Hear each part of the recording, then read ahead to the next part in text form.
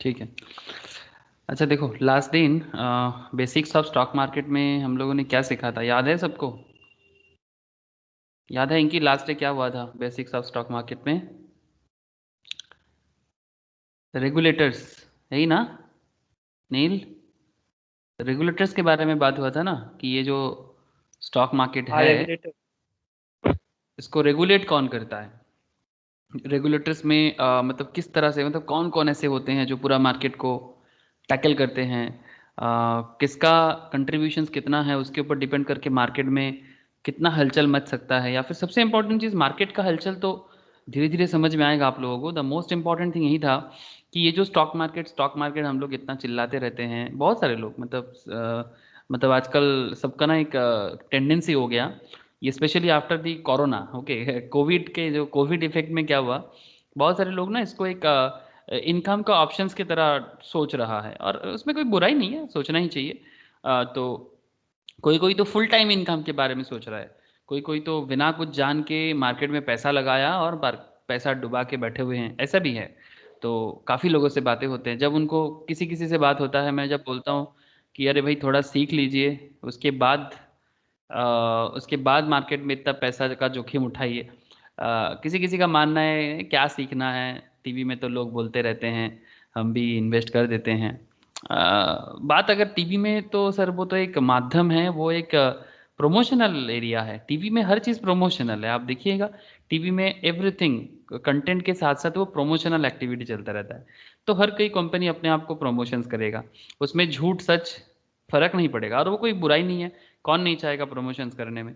अब सवाल ये उठता है कि ये अंदर का बात, स्टॉक मार्केट कैसे अंदर से चलता है, इसको अगर अंदर से नहीं जानेंगे तो मुश्किल बढ़ जाएगा ना। तो ये रेगुलेटर्स वाला चैप्टर शायद यही वाला कॉन्सेप्ट में बात हो रहा था कि मार्केट को चलाने वाले कौन हैं, जैसे कि मार्केट जो आपका ट्रेडर्स होते हैं, जो आपका रिटेल पार्टिसिपेंट्स होते हैं, इंस्टीट्यूशनल इन्वेस्टर्स कौन होते हैं, फिर आपका एसेट मैनेजमेंट कंपनीज कौन है, पोर्टफोलियो मैनेजमेंट मैनेजर्स कौन होते हैं।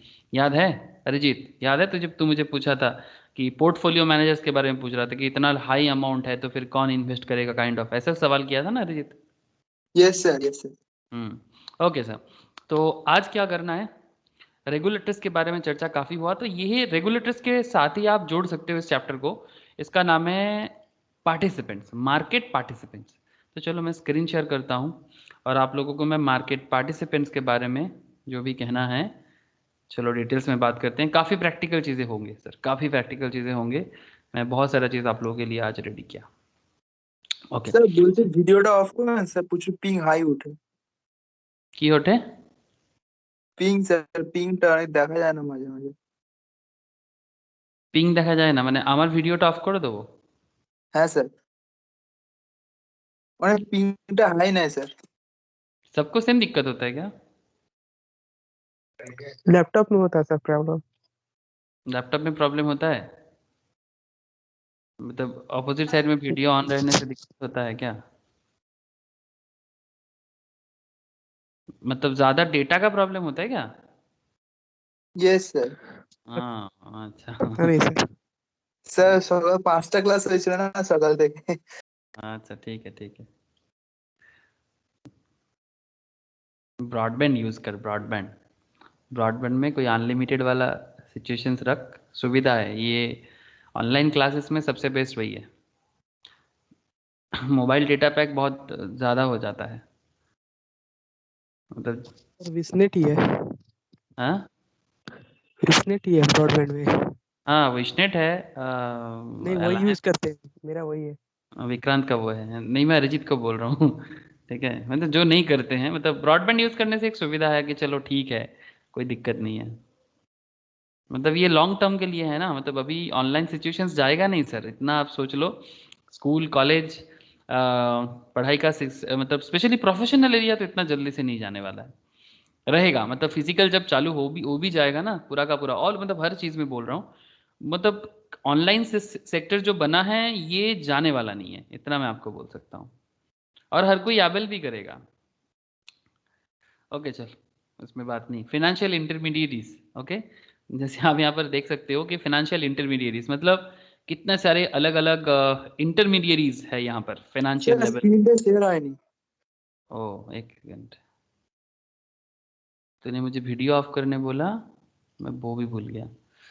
अच्छा ठीक है, अभी अभी स्क्रीन शेयर्ड है। Yes sir. ओके, तो फाइनेंशियल इंटरमीडिएरीज दैट मीन्स कि कौन कौन है मार्केट में ऐसा जो फाइनेंशियल लेवल पे मार्केट में इंटरमीडिएरी की तरह काम करते हैं। इंटरमीडिएरी इन द सेंस कि आप सोच सकते हो इंटरमीडिएट, या फिर मतलब जिसके माध्यम से मार्केट चलता है। तो उसमें से कुछ इंपॉर्टेंट लोग, तो चलो देखते हैं आगे आगे। From the time you access the market, जब से आप मार्केट को एक्सेस करते हो, let's just say to buy a stock till the time the stock comes and hits your demat account. From the time you access the market, let's just say to buy a stock till the time the stock comes and hits your demat account. जब भी आप लोगों में से किसी ने demat account अभी तक शायद ओपन नहीं किया, जब कर लोगे डिमेट अकाउंट ओपन, तो आप देखिएगा कि डीमैट अकाउंट ओपन करने के टाइम पे आपको बहुत सारा फॉर्म वगैरह फिलअप करना होता है। उसके बाद एक ब्रोकिंग कंपनीज होते हैं जिसके थ्रू से आपको मार्केट में इन्वेस्टमेंट करना होता है, ठीक है। तो डीमैट अकाउंट का कॉन्सेप्ट में अभी कुछ दिन बाद आप लोग कर ही लोगे। किसी का है डीमैट अकाउंट, पूछ रहा हूँ, किसी ने खोल लिया, ओपन कर लिया डीमैट अकाउंट, कोई है? विक्रांत, नहीं सर नील, नहीं। नहीं है। ओके, है विक्रांत का डीमैट अकाउंट, है विक्रांत? नहीं सर नहीं है। नहीं है, ओके। तो जब भी तुम लोग डिमैट अकाउंट ओपन करोगे, मैं बता दूंगा सर कैसे कैसे होता है, सीनियर स्टूडेंट्स भी है वो भी बता देगा, don't worry.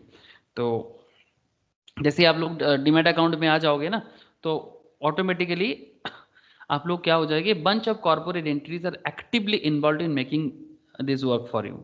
This entities play their role quietly behind the scene, always complying with the rules laid out by SEBI and ensure an effortless and smooth experience for your transaction in the stock market. बहुत सारे corporate entities काम करते हैं stock market के साथ transactions करने में। आज को आप प्रैक्टिकली दिखाऊंगा मैं।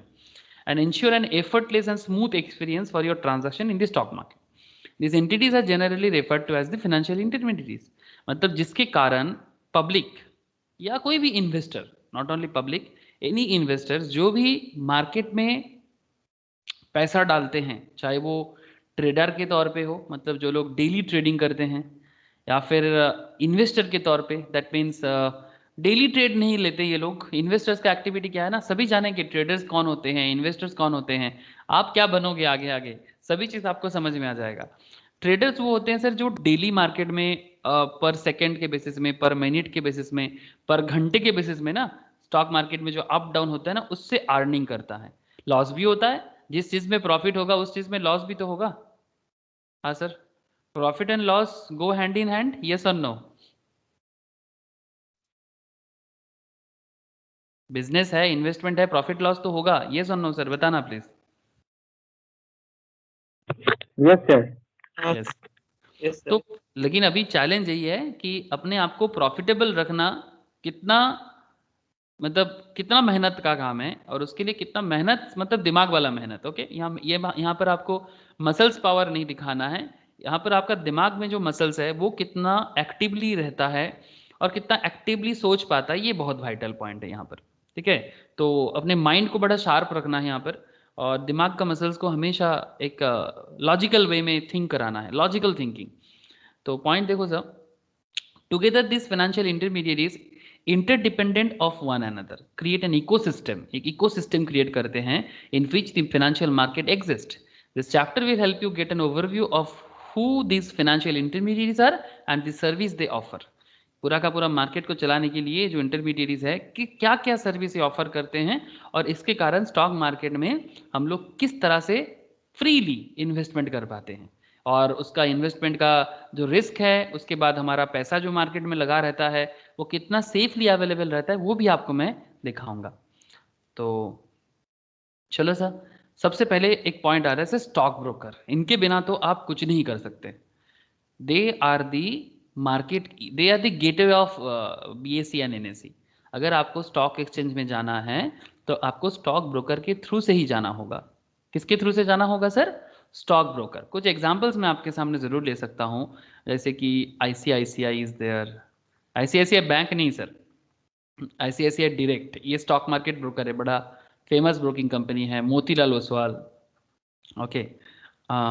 आजकल का फेमस में अगर मैं बात करूँ, आजकल जो डिस्काउंट ब्रोकरेज में मेरा बहुत पसंदीदा है, लाइक जीरोधा, ठीक है, पेटीएम, आप स्टॉक्स, दीज आर दी, बहुत ही अच्छा अच्छा कंपनी है। इसमें से किसी किसी के पास मेरा डिमैट अकाउंट भी है, जैसे जीरोधा है, आप स्टॉक्स है, ठीक है। तो इन लोगों के पास डिस्काउंट ब्रोकरेज है, इसका इसका ब्रोकर चार्ज बहुत कम होता है। अगर आपका खुद का एनालिसिस अच्छा हो, आपको इनका हेल्प लेने का ज़रूरत नहीं है। जैसे कि आईसीआईसीआई डायरेक्ट, मोतीलाल ओसवाल, इनके पास जो लोग मतलब अपना डीमैट अकाउंट वगैरह बनाते हैं ना, उनको ये लोग काफ़ी अच्छा एडवाइजरी के लिए हमेशा इन पीछे पीछे रहता है कोई ना कोई, आपको हमेशा हेल्प करता रहता है। और हेल्प मतलब सर, आपके पास पैसा है but you don't have a time to invest in market और trade in the market, okay. तो आपका कोई दूसरा काम है जिसमें आप बिजी रहते हो, तो अगर आप किसी दूसरे के हेल्प से करना चाहते हो, then Motilal Oswal, ICICI Direct are the good good good options. But उस पर ब्रोकरेज भी हाई है, ठीक है। बट अगर आप अपना ख्याल खुद रख सकते हो, ठीक है, आप इतना स्मार्ट हो कि स्मार्टफोन के थ्रू से या लैपटॉप के थ्रू से आप अपने अकाउंट को अपने खुद से हैंडल कर सकते हो। हैंडल करना बड़ा आसान है, मतलब कौन सा स्टॉक्स लेना है, कौन सा स्टॉक सेल करना है, वगैरह वगैरह, किसको रखना है, किसको सेल करके निकल जाना है, ये सारा का सारा अगर खुद करना चाहते हो, तो in that case Zerodha, Paytm, आप stocks, these are the good companies, ठीक है। ऐसे तो 175 कंपनीज है, मैं सबका नाम यहाँ पर नहीं ले पा रहा हूँ, बट 175 के आसपास रजिस्टर्ड ब्रोकिंग कंपनीज है, जो बीएसई एंड एनएसई तक आपको पहुंचाने का काम करता है सर। कुछ समझ में आ रहा है सर आप लोगों को? हेलो? Yes sir. ओके। हाँ सर। तो पॉइंट यही है कि ये जो इतने सारे सारे पॉपुलर कंपनीज है जिनके थ्रू से आप मार्केट में पहुंच सकते हो, मार्केट में पहुंचने का जरिया है ये लोग। A stock broker is your gateway to stock exchange. To begin with you need to open something called trading account. जो डीमैट अकाउंट ओपन होता है ना सर, डीमैट मतलब डीमेटेरियलाइज अकाउंट, ठीक है। आपको 2 मिनट पहले ही मैं बता रहा था डीमैट अकाउंट के बारे में। डीमैट का मतलब होता है डीमेटेरियलाइज। इसका मतलब होता है कि आप स्टॉक मार्केट में जो इन्वेस्ट करते हो, ये एक डिजिटल प्लेटफॉर्म में रहते हैं। पहले ये फिजिकल होता था, बट आजकल वो फिजिकल नहीं रहता, वो एक डिजिटल फॉर्मेट में होते हैं। और वहाँ पर जो भी आपका इन्वेस्टमेंट है, आप उसको बाद में कैश में कन्वर्ट भी कर सकते हो, लेकिन वहाँ पर वो एक मटेरियल फॉर्म में होता है। तो इसका नाम है सर, डिजिटल फॉर्मेट में रहते हैं।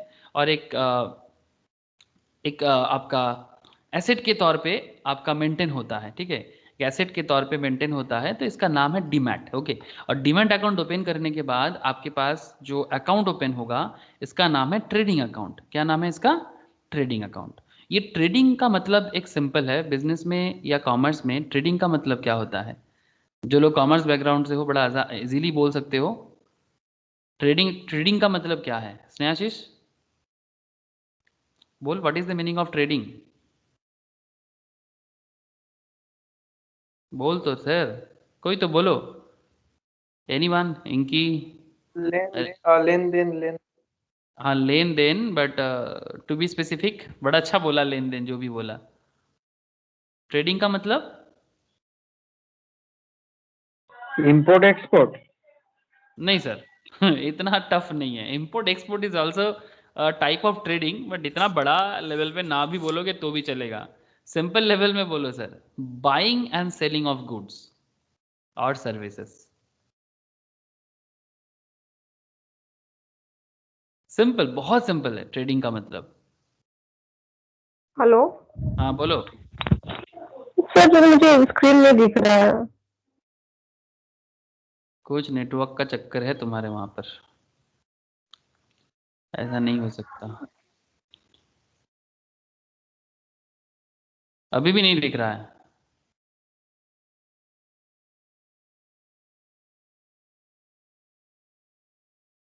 थोड़ा वेट करो या फिर रिजॉइन करो, शायद दिख जाए।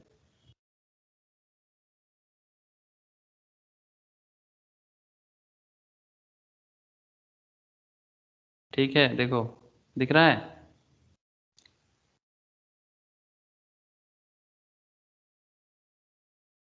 दिख रहा है इनकी, बोलो। नहीं सर, नहीं दिख रहा है अभी। नहीं दिख रहा है। कुछ नेटवर्क इश्यूज है, ठीक है। सुनो, सुनते जाओ, आ जाएगा। या फिर थोड़ा वेट कर जाओ, आ जाएगा, आ जाता है। कुछ तो चक्कर होता है नेटवर्क का। ये मोबाइल डेटा से प्रॉब्लम हो जाता है बीच बीच में। मोबाइल डेटा का फ्लक्चुएशन रहता है बहुत ज़्यादा, यही इसका एक समस्या है। ओके, ऐसे 4G 5G कुछ भी आ जाए लेकिन स्टेबल नहीं होता। अच्छा देखो, सुन लो इनकी अभी, ठीक है, बाद में मैट में है जहाँ से मैं बोल रहा हूँ, कनेक्ट हो जाएगा, दिक्कत नहीं होगा। हाँ ऑब्वियसली जहाँ पर मैं कुछ दिखाऊंगा वो थोड़ा मे भी दिक्कत हो सकता है, वेट करो, दिख जाएगा। Okay sir. A stockbroker is your gateway to a stock exchange. To begin with, you need to open something called trading account with a broker who meets your requirement. एक broker होगा जो आपका requirement को fulfill करेगा। अच्छा, सबको trading का मतलब समझ में आया ना सर? बहुत vital है trading account आपका, ठीक है, जिसके थ्रू से आप नॉर्मली ट्रेडिंग का कॉमर्स की मतलब होता है sir buying and selling, simple एकदम लेमैन की तरह समझो, buying and selling of goods and service. Okay, अब स्टॉक मार्केट में जब आप स्टॉक को बाई और सेल करोगे, स्टॉक मार्केट में जब आप स्टॉक को बाई और सेल करोगे तब उसको क्या कहता है? Trading account. बात समझ में आ रहा है? In the stock market when you buy और sell shares through one account, that is called trading account. समझ में आया कि नहीं आया? Yes sir. हाँ sir. Okay. With a broker who meets your requirement could be as simple as proximity between the broker's office and your house. मतलब ये requirement could be as simple as the proximity between the broker's office and your house. At the same time, it can be as complicated as identifying a broker who can provide you a single platform using which you can transact across multiple exchange across the world. मतलब broker आपको मतलब इतना बड़ा platform दे सकता है, multiple exchange दे सकता है आपको। मल्टीपल एक्सचेंज का मतलब क्या है कि ऐसा नहीं कि एक ही एक्सचेंज ऑफिस है, आप बीएससी एनएससी बहुत सारा जगह से ले सकते हो, ठीक है, आप बीएससी से ले सकते हो, एनएससी से ले सकते हो। जैसे इंडिया में तो ऐसे तो बहुत सारा स्टॉक मार्केट हुआ करता था, मैं पहले का भी बेसिक में बताया, ठीक है। लेकिन फिलहाल इंडिया में दो ही स्टॉक मार्केट ऐसा है जो काम पे है, मतलब जो एलिजिबल है, स्टॉक मार्केट का काम करते हैं। One is called BSE, another is called NSE, Bombay stock exchange and national stock exchange. ये बॉम्बे स्टॉक एक्सचेंज जो है ना सर, ये वर्ल्ड का बहुत पुराना एक स्टॉक एक्सचेंज है, ठीक है। ऐसे माना जाता है एशिया का पहला स्टॉक एक्सचेंज में से एक है बीएसई। बीएसई आज बहुत बड़ा कंपनी भी है, ठीक है। This is the Bombay stock exchange, जिसका इमेज भी टीवी वगैरह में आप लोग बहुत देखते भी होंगे, ठीक है। Formally Bombay stock exchange, okay. अभी बीएसई के नाम से ज़्यादा जाना जाता है लाइव स्टॉक मार्केट, ठीक है। यही पहले प्राइवेटाइज्ड सिस्टम पे कंट्रोल होता था। अब देख भी सकते हो ये कब का है, इसका मार्केट कैपिटल भी देख सकते हो, 2.1 ट्रिलियन का मार्केट कैपिटल लेके और 5,439 कंपनीज को लेके ये मार्केट में है, ठीक है। देख रहे हो सर कितना कंपनी इसके साथ बिजनेस करता है, मतलब स्टॉक मार्केट में इनके साथ लिस्टेड होता है, ठीक है। BSE Sensex, S&P BSE small cap, S&P BSE mid cap, S&P BSE large cap, BSE 500, इस तरह का इंडिसेस यूज होता है। इंडिसेस जो आप लोग जानते हो स्टैटिस्टिक्स में या मैथ्स में यूज होता है ना सर, इंडिसेस। इंडिसेस का मतलब होता है इंडेक्स, मतलब एक सूचक जो कुछ सूचित करता है। सूचक इसको बंगाली में या हिंदी में बोलते हैं सूचक या इंडिसेस, मतलब जो कुछ सूचित करता है आपको डेटा वाइज, ठीक है। जैसे हम लोग निफ्टी 50 देखते रहते ना सर, कि मार्केट में सेंसेक्स यहां पर पहुंचा है, देखते रहे कि नहीं देखते? ऐसे देखते हैं ना, सेंसेक्स, हाँ सेंसेक्स कितना दिखा रहा है देखो, 46 to 85। ये जो सेंसेक्स आप देख रहे हो ये इंडिसेस है, ठीक है, ये बीएसई का है। जब मैं आपको निफ्टी दिखाऊंगा, ठीक है, तो जब मैं आपको निफ्टी दिखाऊंगा दैट मीन्स ये जो निफ्टी 50 दिख रहा है आपको, ये 13,634 जैसे अप होता है डाउन होता है, ठीक है। 1 मंथ में आप देखो ऐसे हुआ है, 6 मंथ्स में अगर आप देखो तो एक ग्रीन दिखागा आपको। तो ये जो इसका जो इंडिसेस है इसको कहते हैं सूचक या फिर सूचित करता है जो आपको। तो ये बीएसई बनाते हैं इसको एंड एनएसई बनाते हैं। तो ये निफ्टी 50 जो है ये एनएसई का है, ठीक है, और बीएसई जो है वो सेंसेक्स बनाते हैं। तो वो सेंसेक्स एंड निफ्टी वो तो सब आपको धीरे धीरे समझ में आ ही जाएगा। अल्टीमेटली स्टॉक मार्केट में कोई कंपनीज ऐसे होते हैं जो बीएसई एनएसई दोनों में लिस्टेड होते हैं, और कुछ कंपनीज ऐसे होते हैं जो सिर्फ बीएसई में या सिर्फ एनएसई में होते हैं। जैसे यहाँ पर आप देख सकते हो करेंटली एनएसई में कितना लिस्टेड है सर, 1952 दिख रहा है सबको? इनकी को शायद नेटवर्क इशू है, बाकी लोगों को तो दिख रहा होगा। Yes, sir. Okay. हाँ sir. So 1952 in NSE National Stock Exchange and 5000 approx 5600 something कुछ ऐसा था ना BSE का, कितना था रे?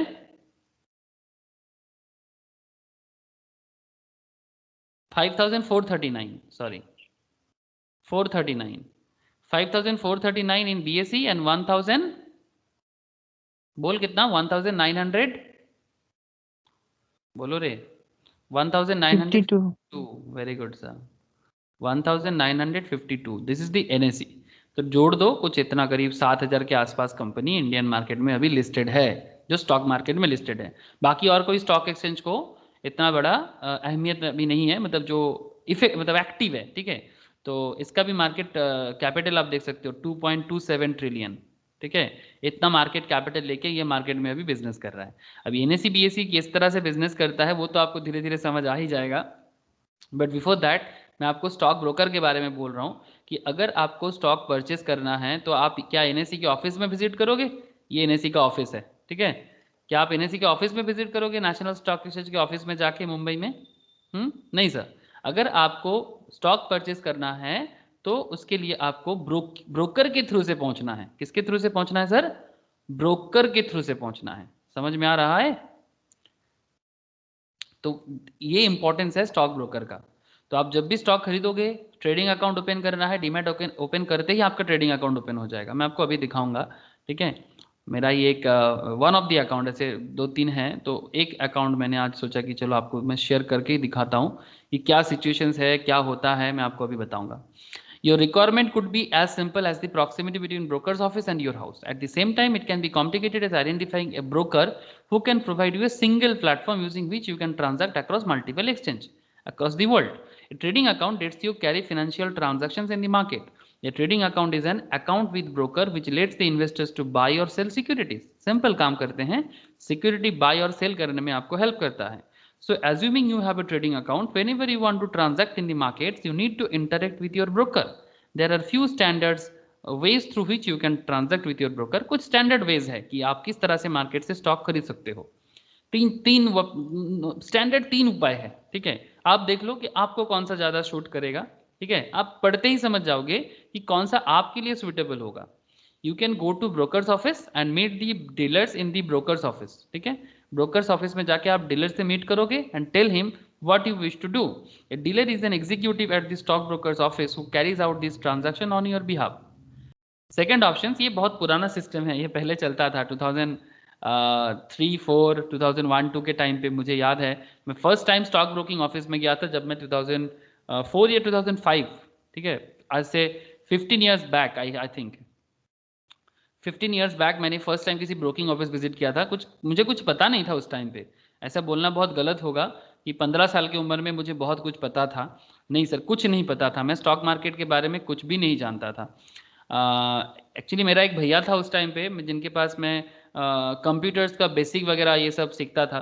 तो वो स्टॉक मार्केट में काफ़ी इंटरेस्टेड था, तो वो अपना इन्वेस्टमेंट वगैरह लेके चलता था। और मेरा एक बुआ का लड़का भी था, उसको भी बड़ा दिलचस्पी था, वो बॉम्बे से है, ठीक है। तो इसलिए उनके साथ बात करते हुए मैं ब्रोकिंग ऑफिस में कभी कभी उनके साथ ऐसे ही विजिट किया था। मुझे कोई इंटरेस्ट भी नहीं था।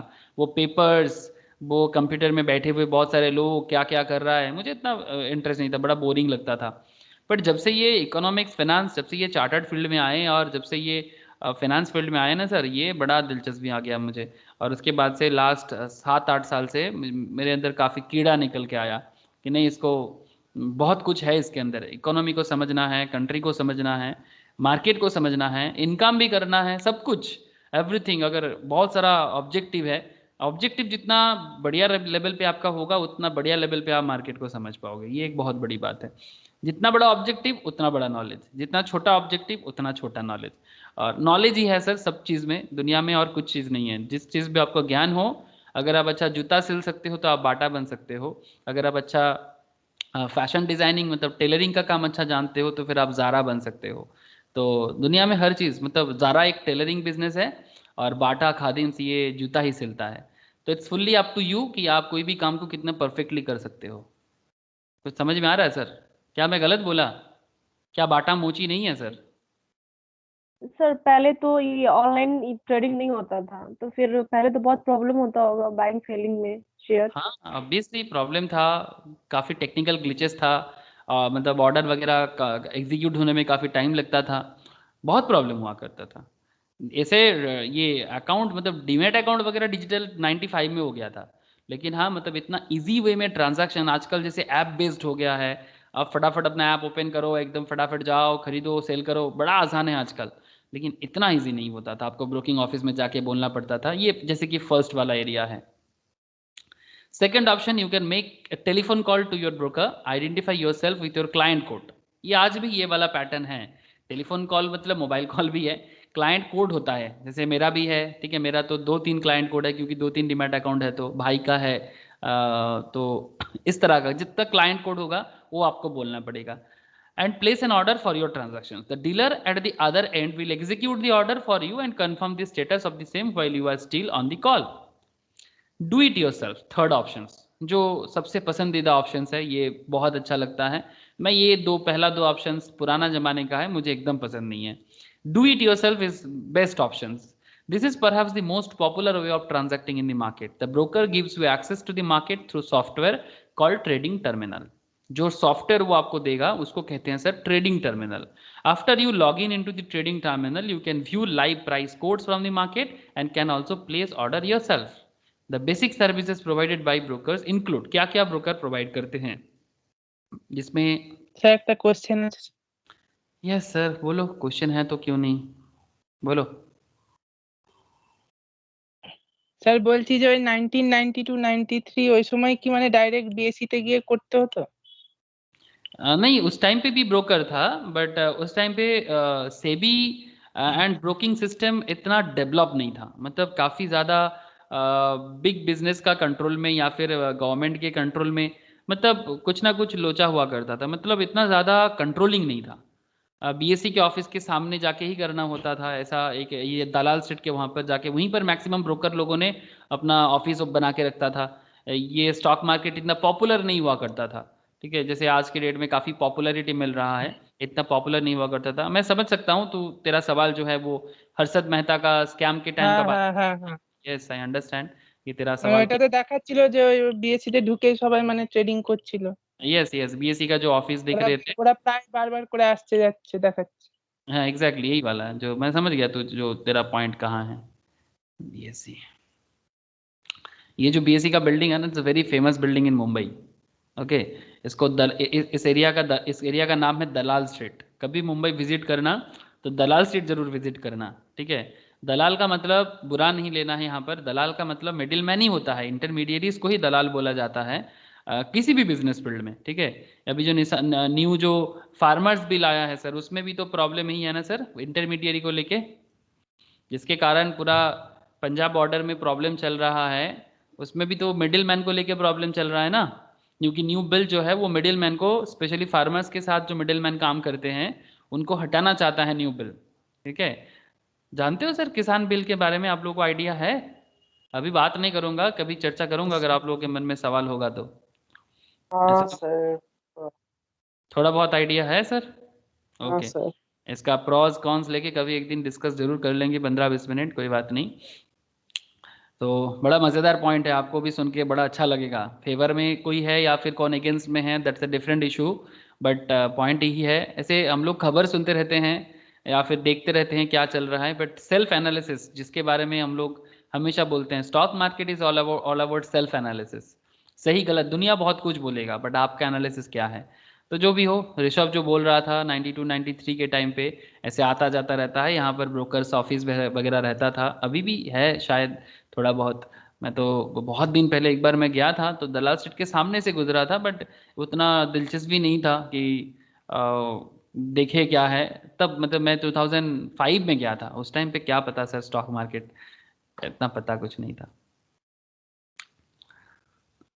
ओके, तो आई होप यू अंडरस्टैंड कि स्टॉक ब्रोकर, अच्छा हाँ, स्टॉक ब्रोकर क्या क्या सर्विस प्रोवाइड करते हैं आपको। Give you access to the market and letting you transact, give you margin for trading, margin देता है। अब ये क्या है, इसके बारे में बहुत चर्चा होगा आगे, ओके। लेकिन what is margin here? Margin का मतलब होता है कि आपको ना कभी कभी जरूर मतलब आपके अकाउंट में क्या बैलेंस है उसके ऊपर डिपेंड करके एक्स्ट्रा अमाउंट भी आपको देता है, मतलब एक तरह का आप बोल सकते हो शॉर्ट टर्म लोन टाइप्स। ये ट्रैप भी है सर, ठीक है, ये एक तरह का ट्रैप भी है, इसके ऊपर आप फंस भी सकते हो। लोन लेगा तो फिर उसका इंटरेस्ट भी होता होगा, है ना।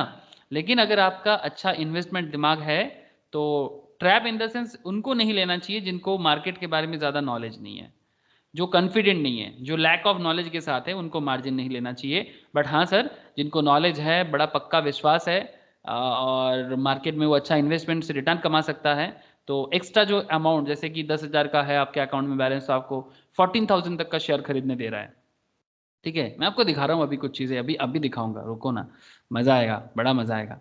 Provide support, dealing support if you have to call and trade. अगर आप कॉल एंड ट्रेड करना चाहते हो, software support if you have issue with the trading terminal, support भी देते हैं, कॉल करके पूछोगे तो भी बताएगा। सॉफ्टवेयर के थ्रू से भी कुछ टेक्निकल प्रॉब्लम आ रहा है, हो सकता है सर, सॉफ्टवेयर है, टेक्निकल इश्यूज हो ही सकता है, लेकिन सारा का सारा सपोर्ट आपको ब्रोकिंग ऑफिस ही देगा। और अगर आपको मार्केट में ट्रांजैक्ट आज के डेट में करना है तो कोई ना कोई रजिस्टर्ड ब्रोकर के थ्रू से ही करना है। आप अकेले अकेले मार्केट में जाके बीएसई के ऑफिस में जाके कुछ ना कर सकते सर, कुछ ना कर सकते। ठीक है, जो भी करना है ब्रोकर के थ्रू। इस लाइन में ब्रोकर का बड़ा अहमियत है। फार्मर्स लाइन पे ब्रोकर लोग किसानों को लूटते हैं, ठीक है, but in the stock market sectors ये बड़ा ही फॉर्मल सेक्टर है। यहाँ पर ब्रोकर का मतलब कोई अनपढ़ गंवार नहीं हो सकता जो किसी को लूट नहीं सकता। हाँ, इसके बीच में भी कोई कोई ब्रोकर है जो अनपढ़ लोगों को, पैसा वाला अनपढ़ है, पैसा वाला अनपढ़ समझ रहे हो ना, बहुत पैसा है, क्या करेगा समझ नहीं पाता, लूटा है। कुछ ब्रोकिंग कंपनीज का भी बहुत सारा स्कैम आया है, मैं कभी आपको बताऊंगा। रिसेंटली 6 महीना पहले ही एक अनुराग ब्रोकिंग बोल के एक मुंबई का ही एक बिजनेस ब्रोकिंग फार्म है, काफ़ी काफ़ी करोड़ों का घोटाला किया है। तो बस घोटाला कब होता है, जब घोटाले का सिंपल एक करप्शन कब होता है, जब अगला जिसके साथ जो भी काम कर रहे हैं उनके साथ किसी भी फील्ड में उनको पता ही नहीं है कि क्या चल रहा है। तो अगर अगला जितना इलिटरेट होगा तो सामने मतलब जो भी लीड कर रहा है उस फील्ड में वो लूटेगा। तो फिर आप इलिटरेट किसी भी फील्ड में रहोगे, हम लोग हर फील्ड में शिक्षित नहीं है सर, बहुत सारे फील्ड ऐसे होते हैं जहाँ पर हम लोगों को नॉलेज नहीं है। तो जिस फील्ड में आपको नॉलेज नहीं है उस फील्ड में आप इलिटरेट हो, और अगर आप उस फील्ड में इलिटरेट हो तो फिर आपको मुश्किल है। अगर फिर भी आप उस फील्ड में डील करना चाहते हो तो नॉलेज लेके करो, नहीं तो लूटोगे और क्या। Facilitate the issue contract notes. देखो ब्रोकिंग ऑफिस क्या करता है सर, कॉन्ट्रैक्ट नोट इशू करता है। क्या हो गया, okay. Contract note for the transactions. A contract note is a written confirmations detailing the transaction you have carried out during the day. सारा दिन में जो भी ट्रांजैक्शंस करोगे ना उसका एक पूरा नोट्स आपको मिल जाएगा, आजकल तो डिजिटल फॉर्मेट में मिलता है। Facilitate the fund transfer between your trading account and bank account, ये भी ब्रोकर का काम है। Provide you with A back office log in using which you can see the summary of your account. The broker charges a free for the service that he provides called the brokerage charge or just brokerage. The brokerage rates vary। हाँ, ये मैं जैसे आपको बोल रहा था, कुछ discount brokerage companies like Zerodha, Upstox, Paytm, फिर एंजल ब्रोकिंग, ये थोड़ा डिस्काउंट टाइप में है, काफ़ी डिस्काउंट।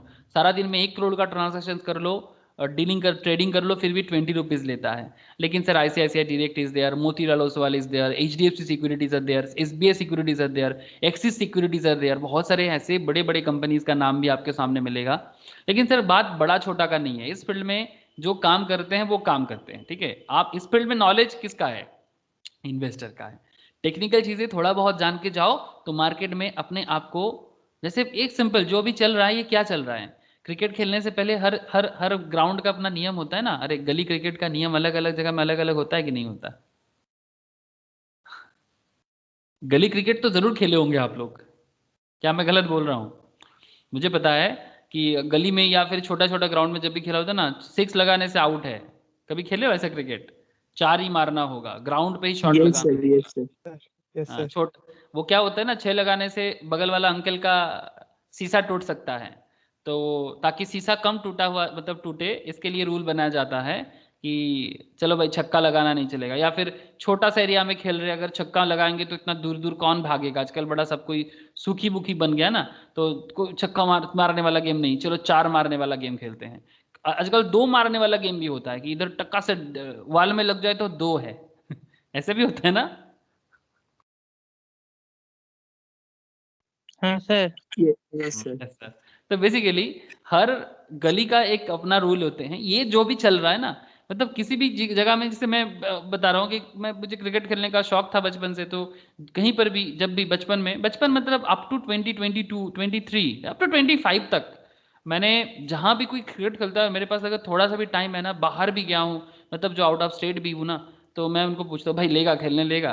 हाँ, तो मैं खेलना चालू कर देता हूँ उनको। एक बार उड़ीसा गया था एग्जाम, एक एग्जाम देने के लिए, ठीक है, एक प्रिपरेशंस के लिए एक लिया था, तो उसका एक एग्जाम आया था कटक में। तो वहाँ पर देख रहा था कुछ लोग क्रिकेट खेल रहे हैं हॉस्टल में, तो मेरा एग्जाम का टाइम 1 घंटा बाद था। मैं बोला भाई खेलने लेगा? बोले भाई तुम एग्जाम देने आए हो खेलने आए हो? बोले भाई ले लेना, 2 मिनट दो, 1-2 बार बॉल कर लेंगे, थोड़ा जो भी होगा, कुछ हो ना हो, मतलब इस तरह का। तो मैं सबसे पहले क्या पूछना पड़ेगा सर, आप बाहर में किसी के साथ, भाई रूल क्या है बता दे, पूछूंगा कि नहीं पूछोगे? रूल क्या है, मतलब वहाँ का अपना रूल तो होगा एक, वो क्रिकेट का स्टैंडर्ड रूल जरूर होता है, बट हर जगह का अपना एक रूल वो बना के रखता है। फिर अचानक से बोलेगा नहीं नहीं ये आउट है, ये आउट है, ऐसा नहीं चलेगा ना। एग्जैक्टली तो ये रूल ही चल रहा है। आप पहले पूरा का पूरा खेल देख लो, मार्केट क्या है, ग्राउंड का कंडीशंस क्या है, यही चल रहा है आपका अभी। तो brokerage rates vary and it's up to you to find brokers who strikes a balance between the fee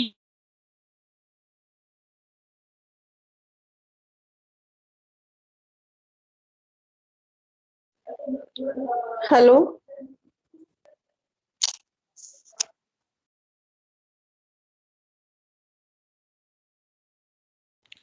आवाज आ रहा है सर? अब आ रहा है। हाँ अब आ रही। हाँ साउंड क्लियर है? थोड़ा दिक्कत था, दिख रहा था मैं। স্যার हेलो, স্ক্রিন নেই কিছু দেখাচ্ছে না। হ্যাঁ স্যার এবার सुनाई दे रहा है आप लोगों को? यस सर, बीच में कुछ हो गया। हाँ हेलो। सुनाई दे रहा। हेलो यस सर, हाँ आवाज आ सर। रहा है। अरिजीत, ইয়েস স্যার আসছে। हाँ सर आ रहा है। किसी का साउंड नहीं आ रहा है मुझे।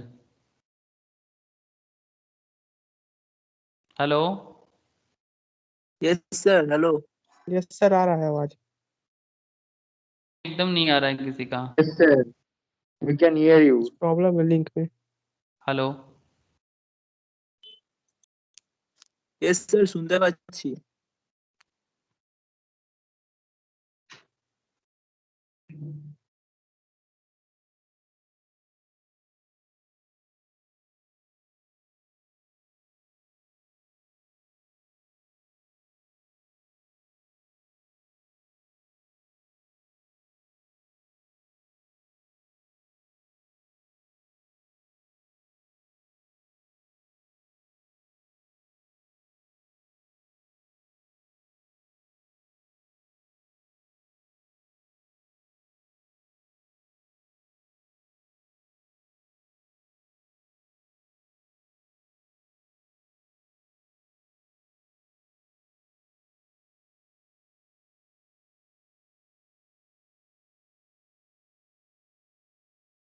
आप लोग वेट करो।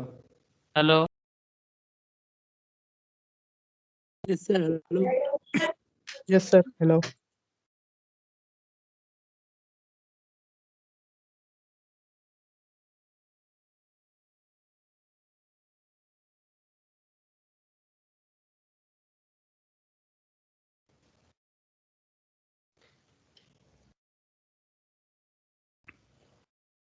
आ रहा है आवाज? हेलो, यस सर, आ रहा है। हाँ yes sir. Sir. Okay okay, ठीक है। तुम लोगों का साउंड एकदम नहीं आ रहा था कुछ कारण से। ओके ठीक है। अब आवाज भी आ रहा है, स्क्रीन पे दिख रहा है। वाह, चलो, प्रॉब्लम था तो प्रॉब्लम शॉर्ट आउट हो गया इंकी के लिए। Very good sir. ओके, चलो अच्छा बात हुआ कि इंकी को शॉर्ट आउट हो गया, बिकॉज एक ऐसा चीज़ देखने वाले हैं हम लोग अभी। स्क्रीन शो है क्या? स्क्रीन तो शो नहीं है। ना ना सर स्क्रीन शेयर नहीं। देखो, तो देखो स्टॉक ब्रोकर के बारे में आप लोगों ने पूरा का पूरा एक एक चीज़, स्टॉक ब्रोकर क्या है, क्या करते हैं, सब कुछ आपने देखा। तो एक प्रैक्टिकल भी देख लो कुछ पॉइंट्स। ये मेरा स्टॉक ब्रोकिंग कंपनी का डैशबोर्ड है, ठीक है। ये आप देख सकते हो, ये जीरोधा में एक वन ऑफ द अकाउंट है मेरा। तो वहाँ से मैं आपको कुछ दिखाना चाहता हूँ। क्या सबको दिख रहा है ये? बताइएगा सर। Yes yes sir. हाँ ठीक है, सर। तो प्लेटफॉर्म इसका बड़ा ही सिंपल है जीरोधा का। ये प्लेटफॉर्म, इसको काइट बोला जाता है सर, इसका नाम है काइट, जीरोधा काइट। तो जो भी जीरोधा में डीमेट अकाउंट आगे जाके ओपन वगैरह करोगे, आप जीरोधा कर लो। मेरा जीरोधा में है, एक आपका अपस्टॉक्स में है, पेटीएम में भी एक है। दैट्स अ डिफरेंट इशू, आप किस में करोगे नहीं करोगे, that's fully up to you. लेकिन जीरोधा मुझे बहुत अच्छा लगता है। अभी इंडिया का सबसे लार्जेस्ट ब्रोकिंग कंपनी भी है ये, मतलब बाई ऐसे by not capital, capital wise ICICI direct या फिर मोतीलाल ओसवाल काफ़ी आगे हैं, but by number of client इसके हिसाब से। ठीक है सर, तो एक ब्रोकिंग कंपनी के साइट में जब भी आप जाते हो, ये मैंने लॉगिन कर लिया बिकॉज वो मैं शो नहीं कर पाऊंगा आप लोगों के साथ। तो ये लॉगिन है, लॉगिन करने के बाद आपको डैशबोर्ड दिखाएगा, आपका ऑर्डर दिखाएगा, होल्डिंग्स दिखाएगा। जैसे अगर आप होल्डिंग्स देखो तो ये मैंने 6 मंथ्स पहले कुछ इन्वेस्टमेंट किया था सर, 19,000 समथिंग। क्या आप लोगों को दिख रहा है सर? Yes sir. हाँ 6-7 मंथ हाँ बिफोर सर। मैंने इन्वेस्टमेंट किया था 19,000 समथिंग। अभी मेरा वैल्यू जो है दैट इज 30,130। ओके, अगर आप प्रॉफिट देखो, जो मैंने पूरा का पूरा सार प्रॉफिट किया, दैट इज 10,312। परसेंटेज वाइज अगर आप इसको देखो तो 52% का प्रॉफिट है। देख रहे हैं सर? करेंट जो होल्डिंग है कुछ चलो और 6 भी, मास आगे। हाँ 6-7 मंथ्स हार्डली। तो यहाँ पर आप देख सकते हो सर, मैंने एक स्टॉक लिया था डेल्टा कॉर्पोरेशन। ये थोड़ा सा पुराना हो सकता है, मे बी 8-9 मंथ्स हो सकता है मे बी। इसमें मैंने जब इसको लिया था उसके बाद से लॉकडाउन चालू हो गया था। तो ये मैंने लिया था 174 में, आप देख सकते हो। इसका लास्ट प्राइस चल रहा है 147, लेकिन ये मुझे बहुत लॉस में लेके चला गया था। इससे मुझे लॉस हो रहा था, इसका एक एक स्टॉक का दाम चला गया था करीब 80 रुपीज़ में। देन यू कैन अंडरस्टैंड कि कितना ज़्यादा लॉस में मैं चल रहा था। बट मैंने सर एकदम चिंता नहीं किया स्टॉक के बारे में, सोच रहा था कि ठीक है इसको सेल कर दूं क्यों फालतू में, क्योंकि और भी काफ़ी सारा है। इतना सारा पैसा लॉस दिखेगा तो फिर ये एक विरोधा में है, और भी कुछ कंपनीज में है, और दूसरा अकाउंट में है। तो मैं सोच रहा था कि क्या करें, तो कोई मुझे बोला कि अभी 80 में खरीद लो, फिर जब बढ़ेगा फिर सेल कर देना। तो क्या होता है ना कि अभी अगर मैं 80 में सेल कर देता और फिर मैं 174 में आके सेल करता तो अच्छा प्रॉफिट होता। बट वही होता ना कि 174 से 80 गया, जितना लॉस है, और 80 से 174 में आओ उतना प्रॉफिट है। तो उसको क्या कहते हैं सर? एवरेज आउट करना। समझ में आ रहा है सर? जितना तुमने लॉस खाया था उतना तुम अगर प्रॉफिट कर लोगे तो फिर अल्टीमेटली क्या हो गया? बैलेंस हो गया ना। Yes sir. लेकिन मैंने ऐसा कुछ नहीं किया। दो उपाय होते हैं, अगर पेशेंस है, जैसे मैं थोड़ा पेशेंस वाला बंदा हूँ सर, तो पेशेंस है तो फिर चुपचाप रखो। 80 से देखो वापस आ गया है सर 6-7 महीने में 147 में। उम्मीद है सर ये डेल्टा कॉर्पोरेशन इसका एक थोड़ा मोनोपोली टाइप का है, मतलब कैसीनो बिजनेस में है ये कंपनी। तो यहाँ पर मेरा 267 का लॉस दिख रहा है, जो 15% का नेट चेंज है, और डेली चेंजेस थोड़ा पॉजिटिव है। चलो ये एक अच्छा बात है कि मेरा डेली चेंजेस इसके में पॉजिटिव है। इन्फोसिस मैंने बाई किया था 465 में, जिसका करंट वैल्यू चल रहा है 1239। ये रोज चेंज वगैरह होता है, इस पर मैंने अच्छा खासा इनकम किया सर। SBI कार्ड में मैंने IPO खरीदा था 755 में, ये भी अच्छा खासा प्रॉफिट में चल रहा है सर, करीब 4389 का प्रॉफिट ये मुझे दिया है। तो ये एक छोटा सा डेमो मैं आपको दे रहा हूँ सर, मेरा एक वन ऑफ द अकाउंट से, जिसमें आपको थोड़ा सा आइडिया ज़रूर मिलेगा कि अगर सही टाइम पे सही इन्वेस्टमेंट करोगे तो फिर आप पॉजिटिव में रहोगे। और ये जितना पॉजिटिव रख पाओगे, इवन 100% भी होता है। मेरा भाई का है सर, वो उसका 80% समथिंग पॉजिटिव में चल रहा है। मेरा कुछ और स्टूडेंट्स है जो बहुत अच्छा कुछ इन्वेस्टमेंट उनका है, कोई कोई तो 70% पॉजिटिव में है। मेरा कुछ सीनियर स्टूडेंट्स है जो मेरे से ही सीखा है, बट काफ़ी अच्छा कर रहा है आजकल, तो I am very proud for them. तो पॉइंट क्या है, ये आपका स्टॉक मार्केट का होल्डिंग सिचुएशन है। पोजीशंस वाइज जरूरी नहीं है। फंड का क्या बात है, फंड में क्या होता है, यहाँ पर आप फंड ऐड करो, फंड विथड्रॉ करो, डायरेक्ट आपके अकाउंट में चला जाएगा। ठीक है, सबसे इंपॉर्टेंट चीज सर, स्टॉक बाई सेल क्या होता है। आपने तो मार्केट में क्या सिचुएशन है वो तो देख लिया। अब पॉइंट ये है सर कि आप बाई सेल कैसे करोगे। से फॉर एग्जाम्पल यहाँ पर आप निफ्टी 50 देख पा रहे हो, ठीक है, निफ्टी 50। अगर आप यहाँ पर BSE सेंसेक्स भी लगाना चाहते हो, जैसे कि मैं अगर लिखूँ कि BSE सेंसेक्स, BSE सेंसेक्स नहीं दिख रहा है क्या? सिर्फ हाँ दिख रहा है ना सर सेंसेक्स, ये देखो कहाँ चला गया सेंसेक्स, ये देखो सेंसेक्स। ठीक है, तो आप निफ्टी और सेंसेक्स भी बाई सेल कर सकते हो, दैट्स अ डिफरेंट इशू। अच्छा, अब निफ्टी सेंसेक्स कैसे बाई वगैरह होता है ना, जब आप लोग इक्विटी डेरिवेटिव वगैरह पढ़ोगे तब और मजे से सीखोगे। वो डेरिवेटिव का पढ़ाई होता है जिसको हम लोग फ्यूचर एंड ऑप्शंस भी बोलते हैं, ये भी एक पढ़ाई है जिसको मार्केट में बहुत इंपॉर्टेंट है। जैसे फंडामेंटल एनालिसिस, टेक्निकल एनालिसिस तो है ही मार्केट जानने के लिए, बेसिक्स में ही आप इतना सारा चीज़ जान रहे हो, तो फिर सोचो कि टेक्निकल और फंडामेंटल में क्या सीखोगे, और जब आप फ्यूचर एंड ऑप्शन सीखोगे या डेरिवेटिव सीखोगे तब मजा आ जाएगा सर।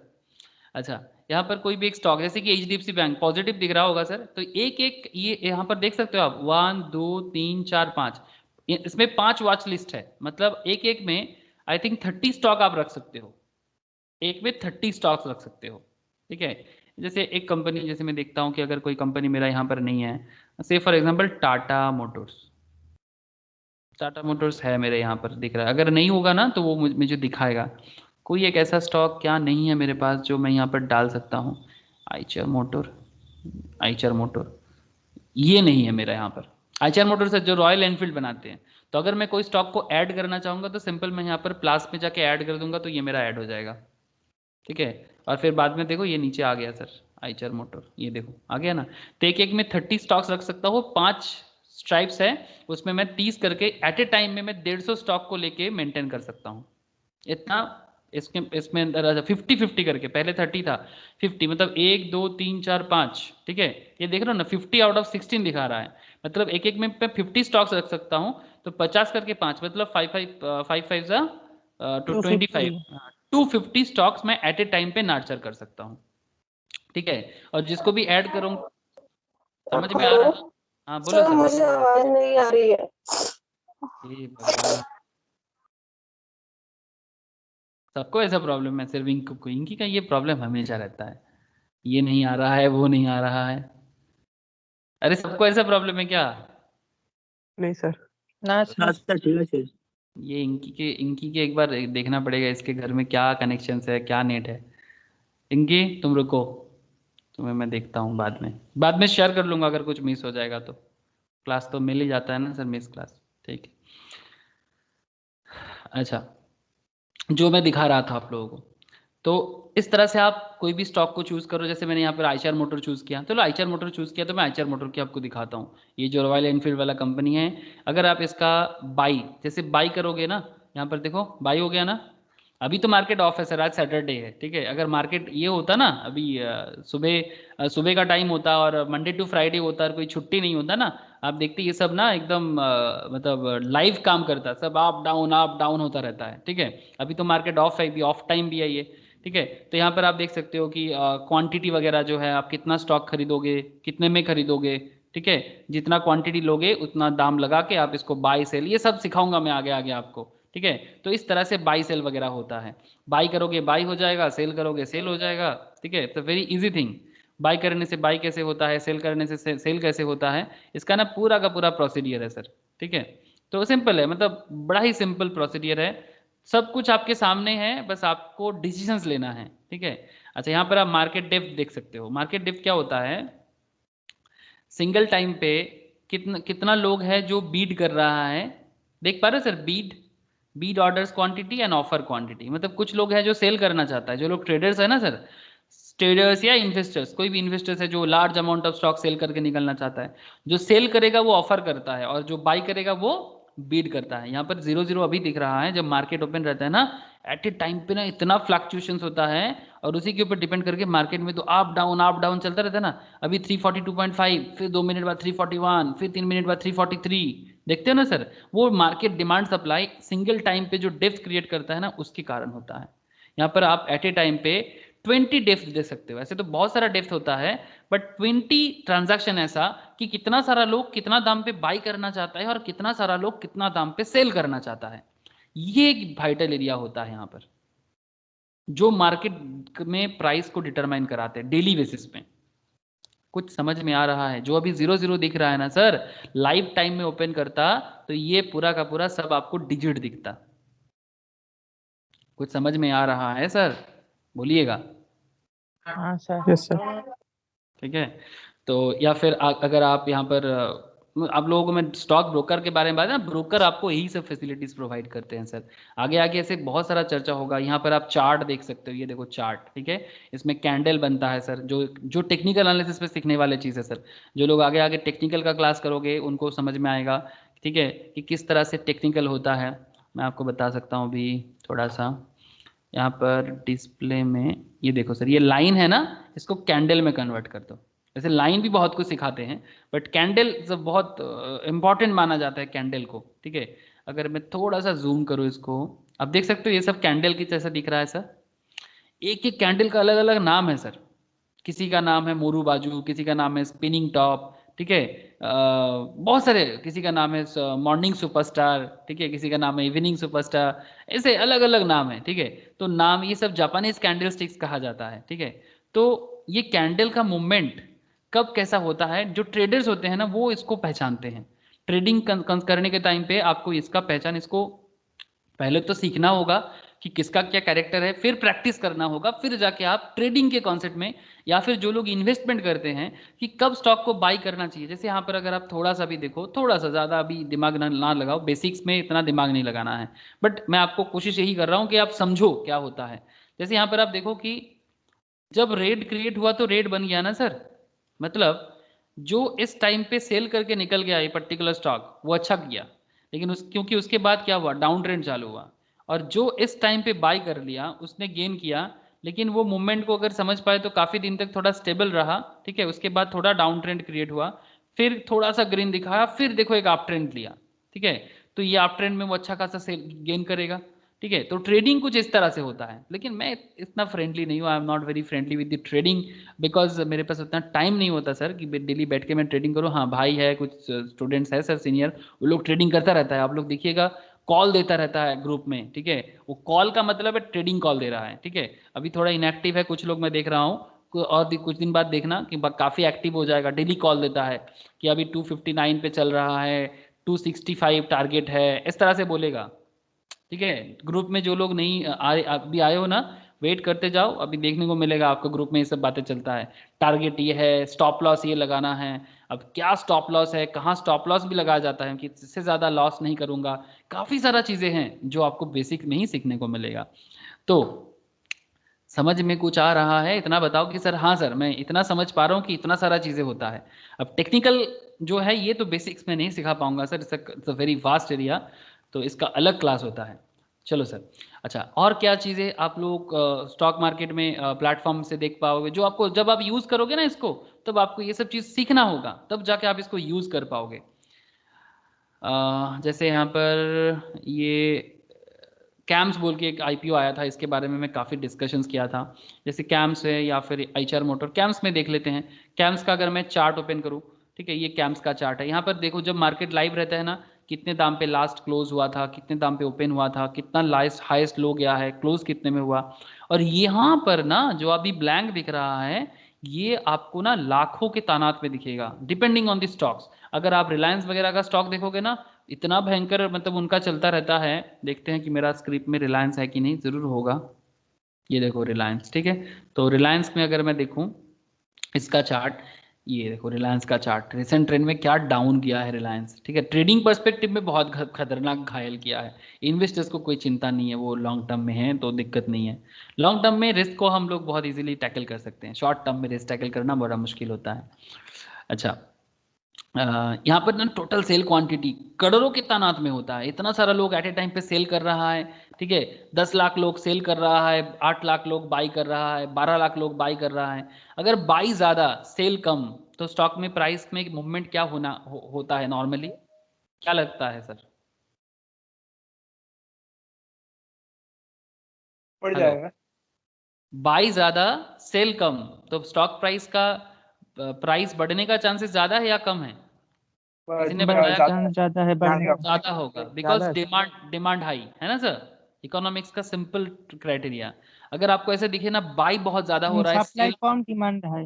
हाँ एग्जैक्टली, डिमांड हाई है कंपेरेटिवली, सेल कम है, मतलब डिमांड हाई चल रहा है अभी, तो वो मार्केट प्राइस को उसको बढ़ा देता है। कभी कभी ज्यादा डिफरेंस नहीं होता, अगर बाई सेल में ज्यादा डिफरेंस नहीं है तो। अगर बहुत ज्यादा सेल का प्रेशर है, सेल का प्रेशर बहुत है तो मार्केट में ना वो शेयर का प्राइस डाउन में चले जाते हैं, रेड में आ जाता है। ठीक है, ये सब चीज़ें आपको यहीं से देखने को मिलेगा और एकदम लाइव है, सब कुछ लाइव होता है।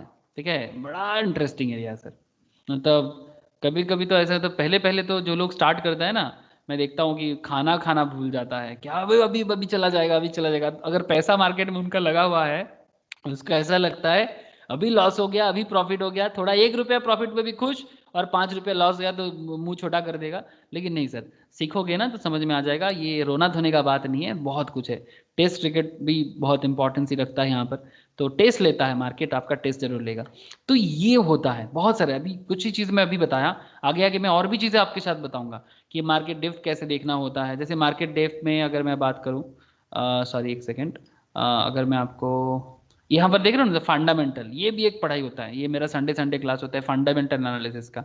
जो लोग फंडामेंटल एनालिसिस भी सीखना चाहते हो, मतलब थोड़ा सा लॉन्ग टाइम के लिए स्टॉक को बाई करके रखना है कि नहीं है, कब छोड़ना है, 6 महीना, 1 साल, 2 साल, काफ़ी अच्छा रेवेन्यू आ सकता है, 50% 100% रिटर्न कमा सकते हैं, वो कैसे हो सकता है, it's depend on the fundamental analysis. ठीक है, तो वो भी एक अलग एरिया है सर।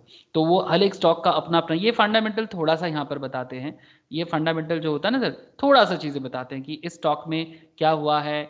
ठीक है, जैसे कि 1 मंथ का क्या रिटर्न दिया है, 1 साल का क्या रिटर्न दिया है, थोड़ा सा यहाँ बता सकते हैं। इसका तो डिटेल्स पता चलता है कंपनी के एनुअल रिपोर्ट से। ठीक है, ये देखो डेल्टा कॉर्पोरेशन क्या कहीं से आ गया, ये देखो लास्ट 1 साल में कितना नेगेटिव दिख रहा है आपको, दिख रहा है सर। बीटा, ये फाइनेंशियल मैनेजमेंट का पार्ट है, जो लोग फाइनेंशियल मैनेजमेंट का पढ़ाई करते हैं मैं उनको सिखा पाता हूँ इसको।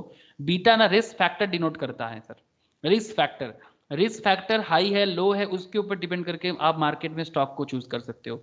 जो लोग सीए वगैरह करते हैं उनका फाइनेंशियल मैनेजमेंट में मैं पढ़ाता हूँ। जो लोग सिर्फ स्टॉक मार्केट में फंडामेंटल एनालिसिस सीखते हैं वो लोग इस सब का मतलब सीखेगा, P ratio, profit book ratio, sector PE क्या चल रहा है, 52 वीक का लो का मतलब क्या है, ऐसे ये 52 वीक लो है, ये सब तो बेसिक में ही सीख जाओगे। बट ये जो डिटेल्स बीटा वगैरह है, ये सब के लिए सर आपको फंडामेंटल एनालिसिस सीखना पड़ेगा। ओके सर, जो भी जिस चीज़ का है मैं आपको थोड़ा बहुत बता रहा हूँ। ठीक है, अभी सर मैं आपको फिर से मेन पॉइंट में लेके आ এরাই जाऊँ। কি সব কোম্পানি ডিটেলস দিয়ে দেয়, ये लोग মানে सिर्फ ব্যালেন্স শিট, প্রফিট লস, नहीं এরাই नहीं এরা এরা नहीं কি नहीं এগুলো প্রোভাইড করে? नहीं नहीं, वो आपको कंपनी के साइट से मिलेगा, ये लोग नहीं देगा। या तो बीएससी एनएससी के साइट में मिलेगा আচ্ছা या फिर कंपनी के वेबसाइट से मिलेगा। यहाँ पर आपको जस्ट मतलब एक प्रोफार्मा, एक जस्ट डेटा कुछ मिल सकता है। ठीक है, इससे ज़्यादा नहीं। बट हाँ, कंपनी का जो डेली स्टॉक में जो भी हुआ है उसका सारा का सारा डिटेल्स आपको यहाँ पर मिलेगा। ठीक है, आई होप आइडिया क्लियर हो रहा है सर। स्टॉक मार्केट में ऐसा लग रहा है ना, काफ़ी दिनों से बेसिक चीज़ें बातें हो रहा है, आज शायद आप लोगों को लग रहा है कि हाँ सर कुछ तो मार्केट देख रहे हैं, ऐसा फीलिंग आ रहा है क्या स्नेहाशीष? হ্যাঁ sir. Yes sir. Yes sir, Snehashish का आवाज नहीं आ रहा है काफी देर तक। अरिजीत समझ में आ रहा है? हाँ सर। सर ये रिलायंस क्यों गिर रहा है सर? हाँ सर। हाँ हाँ, रिलायंस, रिलायंस क्या है, गिर क्यों रहा है?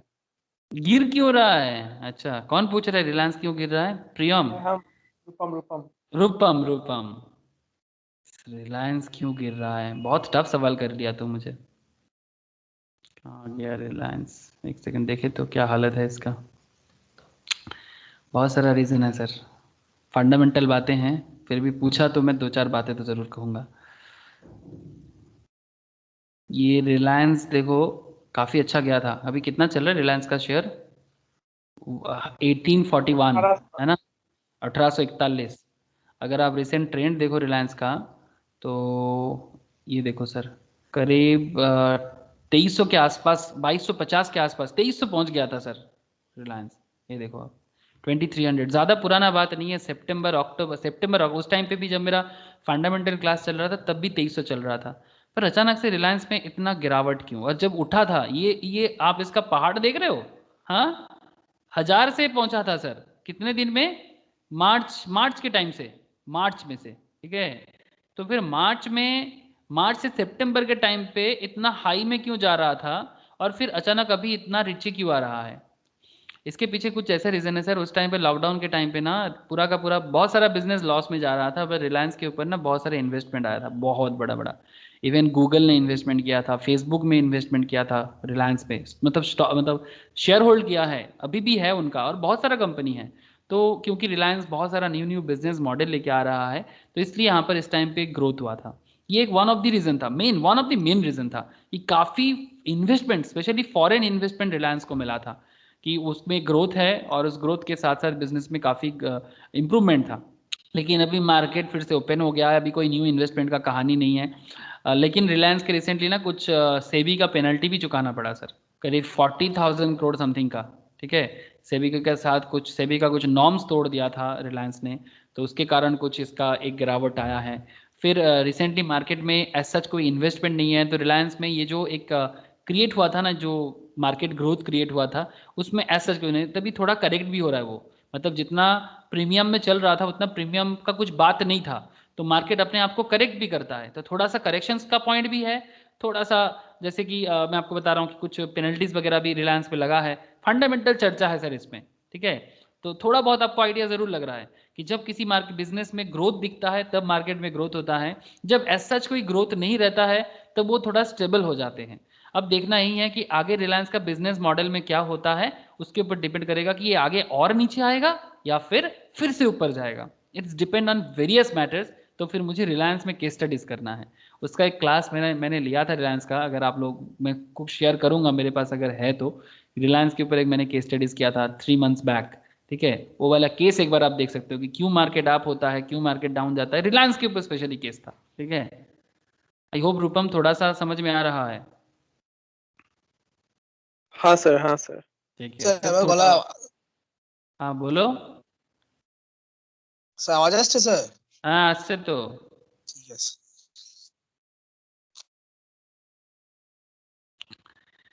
ओके सर, तो प्लेटफॉर्म देखा आप लोगों ने, स्टॉक ब्रोकिंग का प्लेटफॉर्म, बहुत सारा बातें होगा प्लेटफॉर्म से।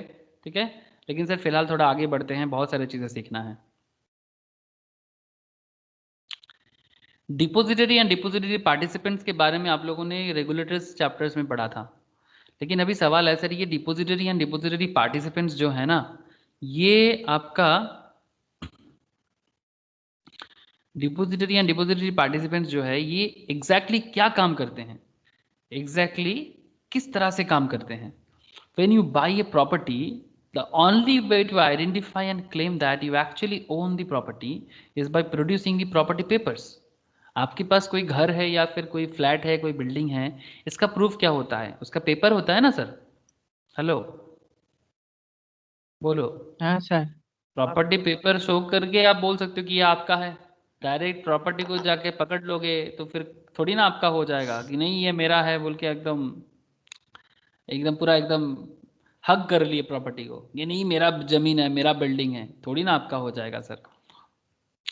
Hence, it becomes extremely important to store the property papers in a safe and secure place.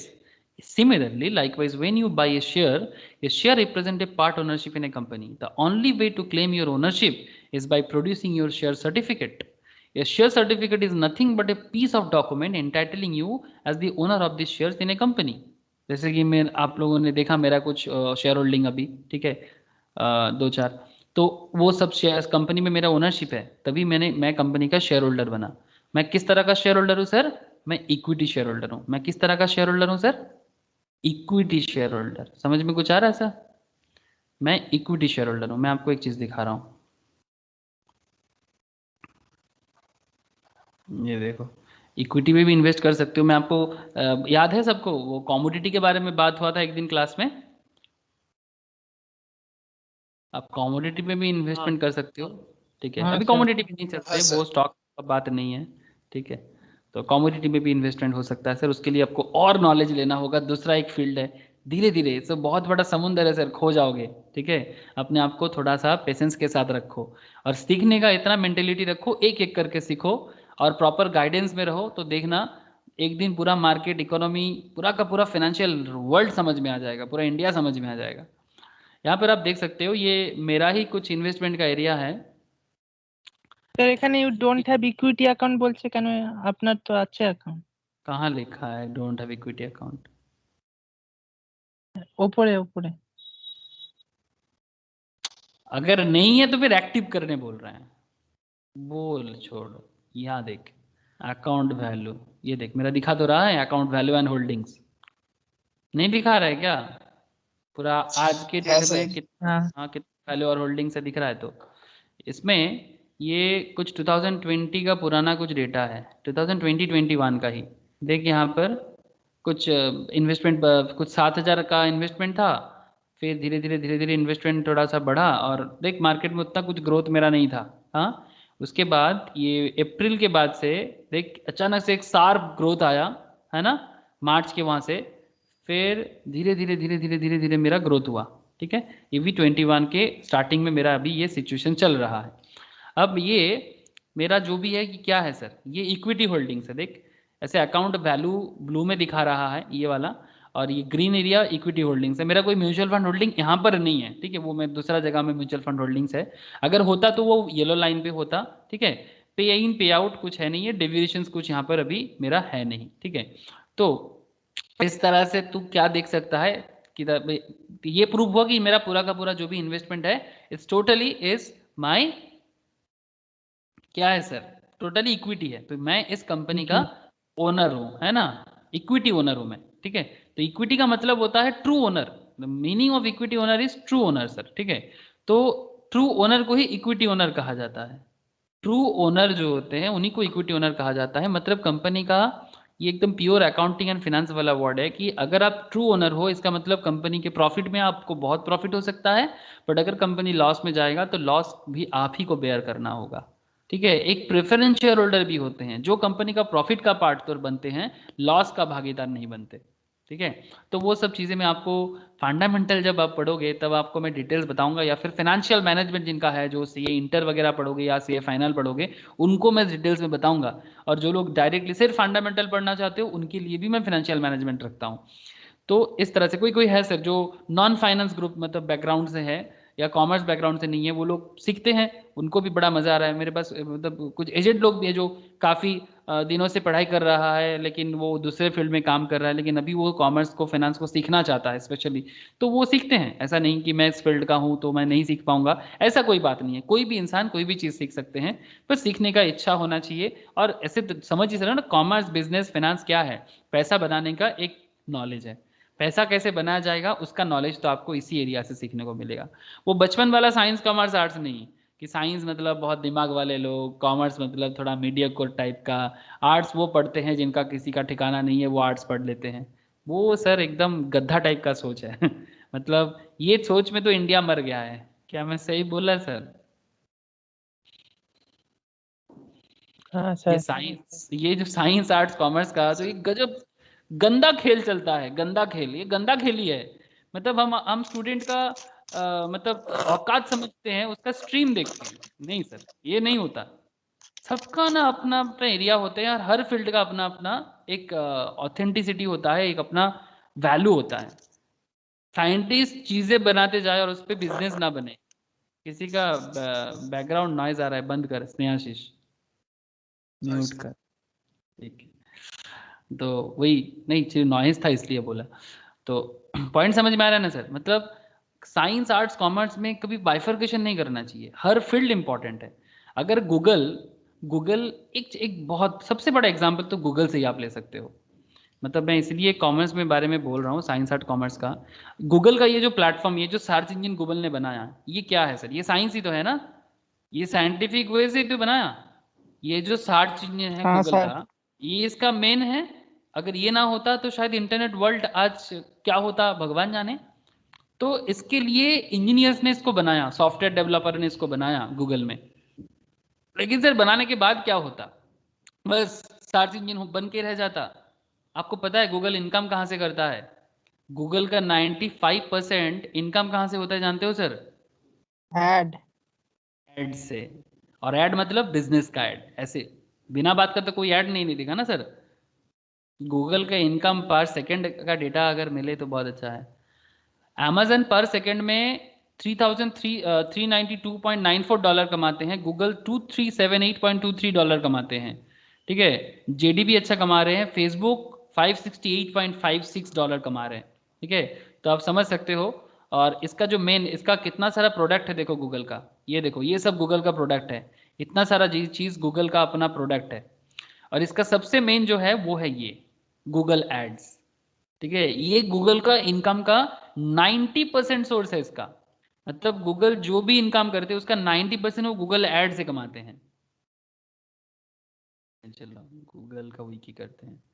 मतलब गूगल अगर सर्च इंजन बना के चुपचाप से बैठ जाता तो गूगल कुछ ना कर पाता। ठीक है, गूगल मेनली जो इनकम करते हैं वो मेनली सर्च इंजन से करते हैं और उसका एडवर्टाइजमेंट से करते हैं। यहाँ पर डेटा शायद मिल जाए, बाइफरकेशंस डिटेल्स में समझ में आता है बाइफरकेशंस।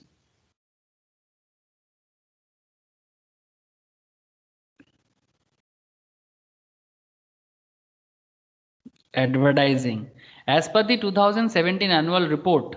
देखो सर, मैं बोला ना हर चीज एनुअल रिपोर्ट में पता चलता है। Google generate modes of its revenue from advertising. This include sales of apps, purchase made in app, digital content products on Google, YouTube, Android, licensing service fees including fees received for Google Cloud offering. 46% of this profit was from clicks amounting 109.652 million. This includes the three principal methods, namely AdMob, AdSense, such as AdSense for search, etc. For the 2006 physical year. इस तरह से आप समझ सकते हो ना कि Google का पूरा जो इनकम एरिया है वो बेसिकली एडवर्टाइजमेंट से है। और advertisement is for what? Advertisement is for business. तो अगर बिजनेस ना होता तो गूगल का इतना बड़ा जो एक इन्वेंशन है, जो सर्च इंजन का इन्वेंशन है, ये क्या करता? कुछ ना कर पाता। तो साइंस रहा तब जाके कॉमर्स भी काम किया, और कॉमर्स है बोल के ही इसका ये इन्वेंशंस को दाम मिला। ऐसा नहीं कि साइंस ज़्यादा अच्छा है कॉमर्स ज़्यादा नीचे में है, नहीं सर। आप बोलो कि आप सर्च इंजन बना के रख देते साइंस वाले बंदे, तो फिर बिजनेस ना रहता दुनिया में, तो फिर गूगल क्या कर लेता? कुछ ना कर पाता। सिंपल तरीका है। अब बोलेगा सर ह्यूमैनिटीज़ के स्टूडेंट क्या कर रहे हैं? सर बहुत कुछ करते हैं ह्यूमैनिटीज़ वाले। ह्यूमैनिटीज़ का बहुत बड़ा योगदान है। ये गूगल का जो डिज़ाइनिंग है, गूगल जिस तरह से अपने आप को बनाया है, गूगल का जो फॉर्मेट सिस्टम है वो सारा का सारा सर आर्टिस्टिक कॉन्सेप्ट में बना है। ठीक है, कि जैसे आप देख रहे हो অ্যাট্রাকটিভ জিনিসগুলো হিউম্যানিটিস করে। एग्जैक्टली जो भी क्रिएटिविटी है इसके अंदर। ठीक है, कि जैसे जीमेल का स्ट्रक्चर कैसे होगा, गूगल मैप देखने में कैसा होगा, ये मैप को किस तरह से बनाया जाए। मतलब ऐसा तो नहीं ना कि ये सैटेलाइट इमेज आप देख रहे हो, ये सैटेलाइट इमेज नहीं है, ये पहले पूरा का पूरा चीज़ को ना एक ड्रॉ किया गया। ठीक है, उसको प्रॉपरली एक जगह में एग्जीक्यूट किया गया। ये थोड़ी ना रियल देख रहे हो आप, ये तो रियल नहीं है ना सर, ये एक तरीका है सिस्टम को, तो इसको पहले ड्रॉ करना पड़ा। इसके लिए बहुत जियोग्राफी जो लोग जानते हैं ना सर, जियोग्राफी एंड साथ में जिनको स्केलिंग करना आता है प्रॉपरली, वो कर सकते हैं इस तरह का चीज़ें। ठीक है, तब जाके एक गूगल मैप बना पाए। तो आर्ट्स के बंदे का जो ह्यूमैनिटीज का सोच रखता है ना इनका बहुत। गूगल एक डूडल बोल की चीज़ करते हैं, आप लोग सुने होंगे। गूगल किसी का कुछ सेलिब्रेशन करता है ना तो डूडल करता है, देखे हो सर? अरे देखे हो सर, कुछ भी सेलिब्रेशन डूडल फॉर गूगल। हाँ, कुछ भी सेलिब्रेट का बात हो तो गूगल उसका सेलिब्रेशंस करते रहते हैं। ये देखो कितना सारा अलग अलग चीज़ें, डिफरेंट काइंड ऑफ। तो ये क्या है सर? आर्टिस्टिक। क्रिसमस जब चलता है, क्या क्या नहीं चलता रहता है गूगल के प्लेटफॉर्म में, तो ये क्या है? ये आर्टिस्टिक सोच है, ये ह्यूमैनिटीज़ के लोग ही कर सकते हैं। पढ़ाई का लेवल वैसा होना चाहिए, ऐसा नहीं कि साइंस आर्ट्स कॉमर्स। ये एकदम गद्दा टाइप का सोच के साथ इंडिया अपना एजुकेशन सिस्टम को बना के रखा है। चेंज करो सर, माइंड चेंज करो, दुनिया को बदलो।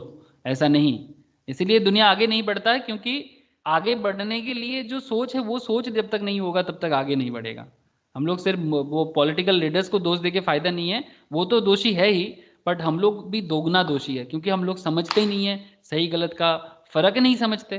जिस दिन सही गलत का फर्क समझेंगे तब ना कुछ कर पाएंगे।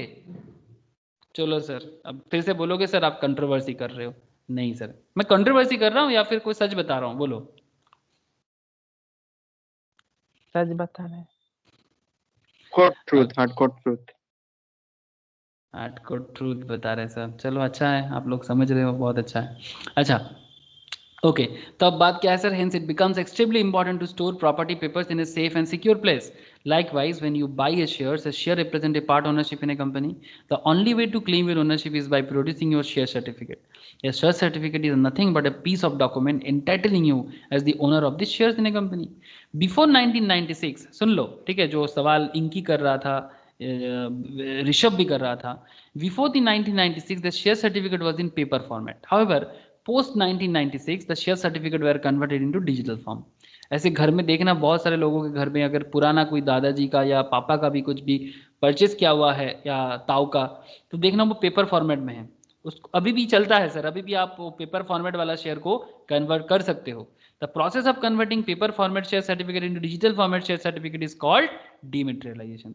जिस प्रोसेस से पेपर फॉर्मेट को डिजिटल ट्रांसफर किया गया, इसी को कहते हैं सर डीमैटेरियलाइजेशन। ऑफन इसको कहा जाता है डीमैट, और इसीलिए हम लोग बोलते हैं डीमैट अकाउंट। ओके सर, समझ में कुछ आया? Yes, sir. Yes sir. Demat account चिल्लाते रहते हैं कि तुम डीमैट बनाया कि नहीं बनाया, डीमैट है क्या? आज शायद समझ में आया कि डीमैट क्या है। Okay, the share certificate in demat format has to be stored digitally. The storage place for the digital share certificate is the demat account. A depository in a financial intermediary, हम लोग क्या पढ़ रहे हैं? Depository and depository participants. A depository is a financial intermediary which offers the service of demat account. A demat account in your name will have all the shares in electronic format you have bought. Think of demat account as a digital vault of your shares. As you may have guessed, the trading account from your broker and the demat account from the depository are interlinked.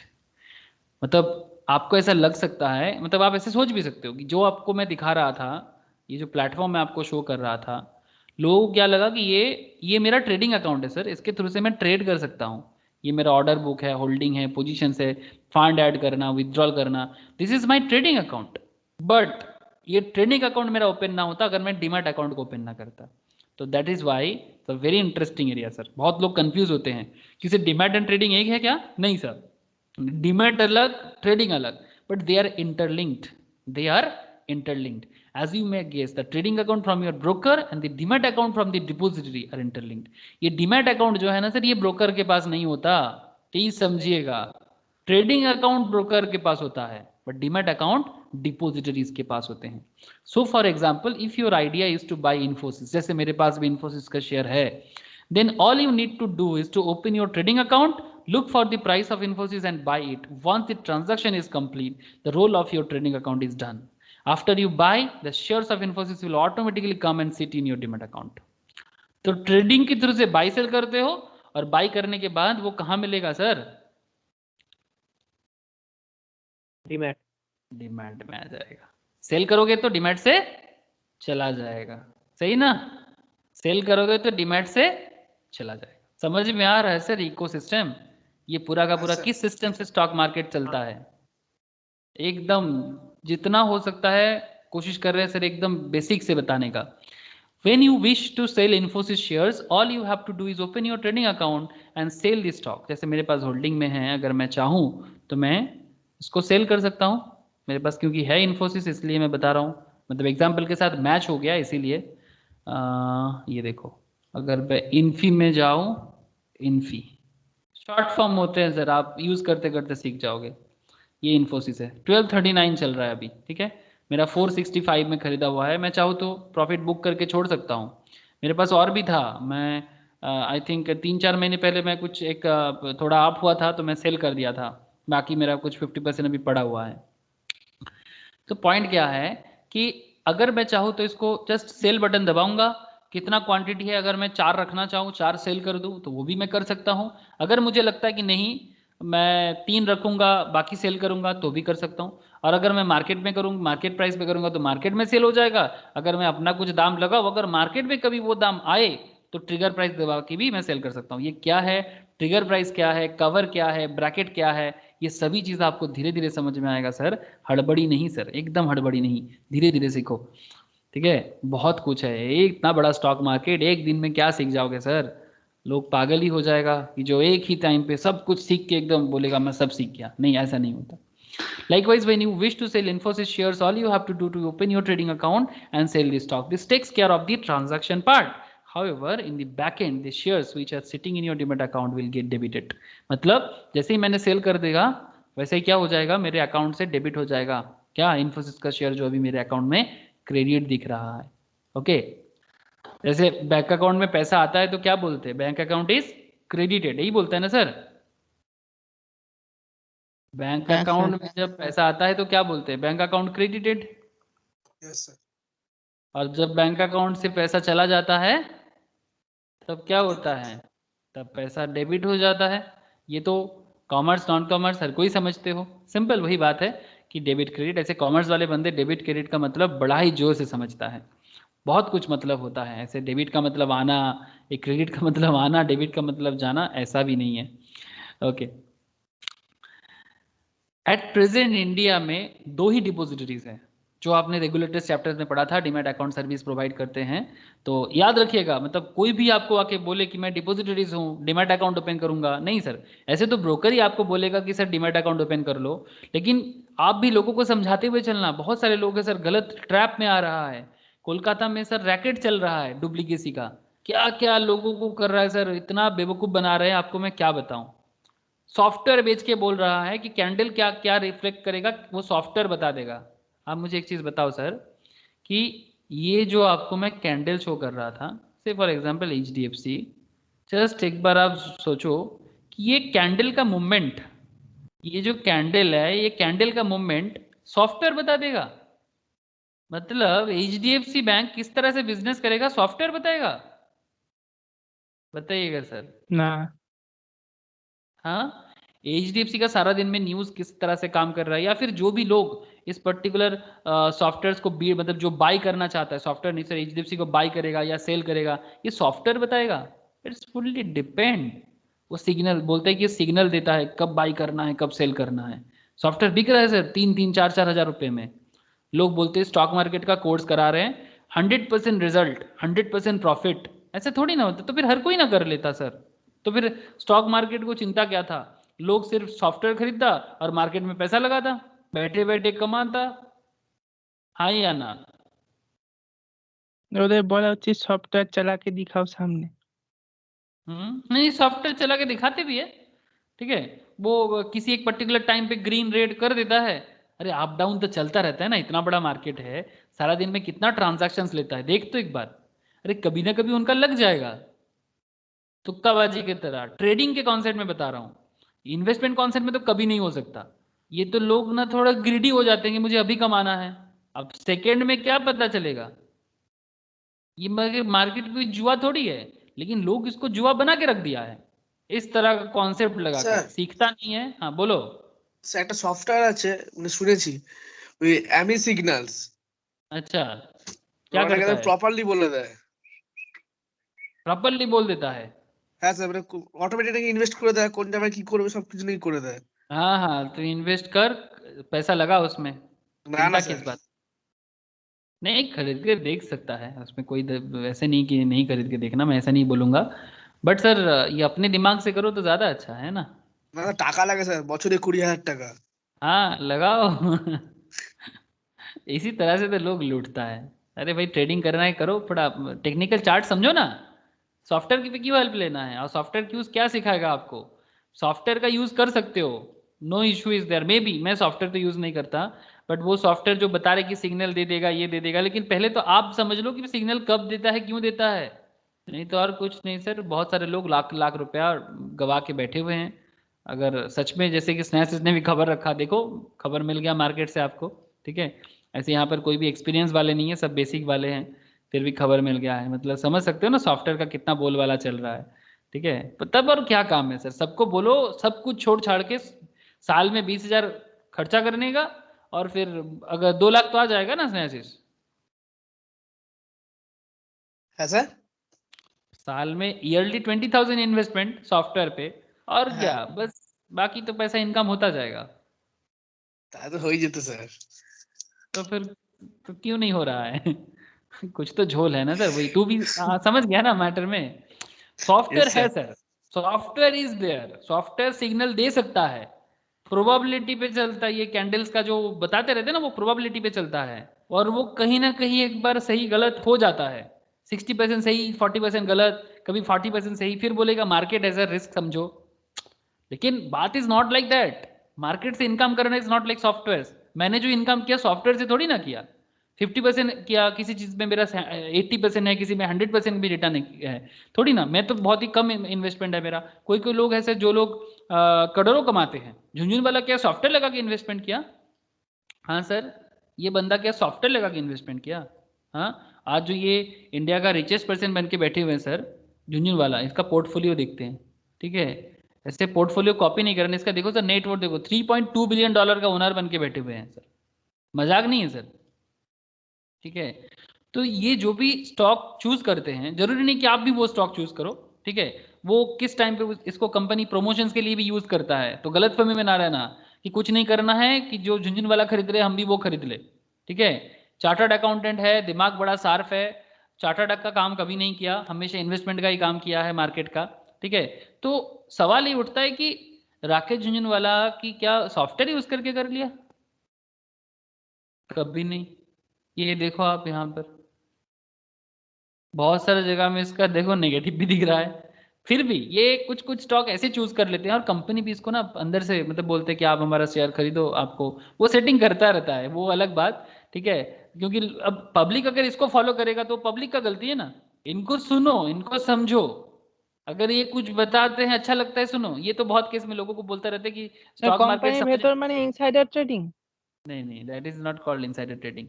वो कुछ company बताएगा कि sir हमारा stock लेंगे क्या, तो वो company, इसको इनसाइडर ट्रेडिंग नहीं बोलते सर, तो वो प्रमोशनल एक तरह का कंपनी का डायरेक्टर बन गया है।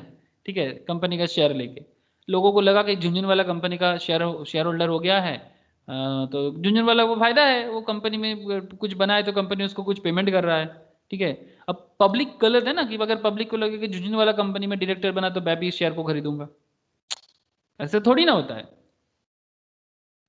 ये बहुत बड़े लेवल पे इन्वेस्टर बन चुका है, तो किसी को भी छूता है तो सबको लगता है सोना बन गया है, बट ऐसा थोड़ी ना है। आपको लगता है कि अगर ऐसा है तो फिर हर कोई झुंझुनवाला को फॉलो करके बड़ा आदमी बन जाता? 130 करोड़ आबादी गरीब ना रहता सर, झुंझुनवाला को फॉलो करता, 5-5 रुपया डालता और बना लेता, जितना भी बन जाए। 500,000 तो लगा ही सकता है मार्केट में। You can follow this kind of person, इनका कॉन्सेप्ट, इसका नॉलेज को आप सुन सकते हो, देख सकते हो, बट दैट डजंट मीन कि इनको एकदम अंध की तरह फॉलो करते जाओ। नहीं सर, ये गलत वे है, इस तरह का कभी ना करना, इसमें लोग फंसते हैं। आप समझ पा रहे हो कि नहीं? मतलब very simple word I can say कि मेक योर ओन वे।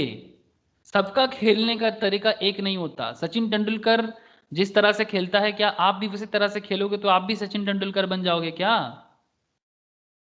या फिर विराट कोहली का खेलने का स्टाइल सचिन का खेलने के स्टाइल में आसमान जमीन फर्क है, दोनों अलग अलग तरीके से खेलते हैं। धोनी का खेलने का तरीका टोटली अलग था। धोनी का कितना प्रॉब्लम है, धोनी को ज्यादा शॉट ही खेलना नहीं आता, लेकिन फिर भी धोनी वर्ल्ड का one of the best batsman बना है। धोनी एक ऐसा प्लेयर था, मैं क्रिकेट को काफी अच्छे से समझता हूं इसलिए बोल रहा हूं सर, धोनी के पास ना बहुत तरह का शॉट नहीं होता था। अब देखिएगा कि जिस तरह से विराट कोहली खेलता है ना, वो चारों तरफ खेल सकता है, धोनी चारों तरफ नहीं खेल सकता। मतलब अलग अलग शॉट नहीं मार सकता धोनी, बट वो ना टिक के रह सकता है, एंड तक रहेगा। हाँ, एक तो है उसका छह मारने का ताकत, ठीक है, लेकिन ऐसा नहीं कि हमेशा एकदम बॉल बोल के मार देगा या फिर हर बॉल को अलग अलग दिशा से खेल सकता है, नहीं। लेकिन फिर भी वर्ल्ड का one of the famous, India का one of the best world time best में से एक है। तो सबका अपना तरीका होता है और अपने तरीके से ही अपना मतलब मार्क छोड़ना होता है। वो सिर्फ स्टॉक मार्केट नहीं, क्रिकेट भी सिखाते हैं। हर फील्ड में आप समझ जाओगे सर कि टैलेंट होना जरूरी है, अपने अपने रास्ता अपने को बनाना है नॉलेज के साथ। आई डोंट नो आप कितना समझ पा रहे हो, but it's a hardcore truth again. वही सर, मार्केट का गलत फहमी में आप लोग ना पढ़ो सर, बहुत लोग पढ़ते हैं और फिर बोलते हैं ये मार्केट में मेरे को डुबा दिया, ये कर दिया, वो कर दिया। Just like the way you cannot walk into this National Stock Exchange office to open trading account, you cannot walk into a depository to open a demat account. Demat account depositories के पास होते हैं, that is NSDL, CDSL के पास ही होते हैं, but आप NSDL के office में जाके नहीं ओपन करा सकते, ठीक है।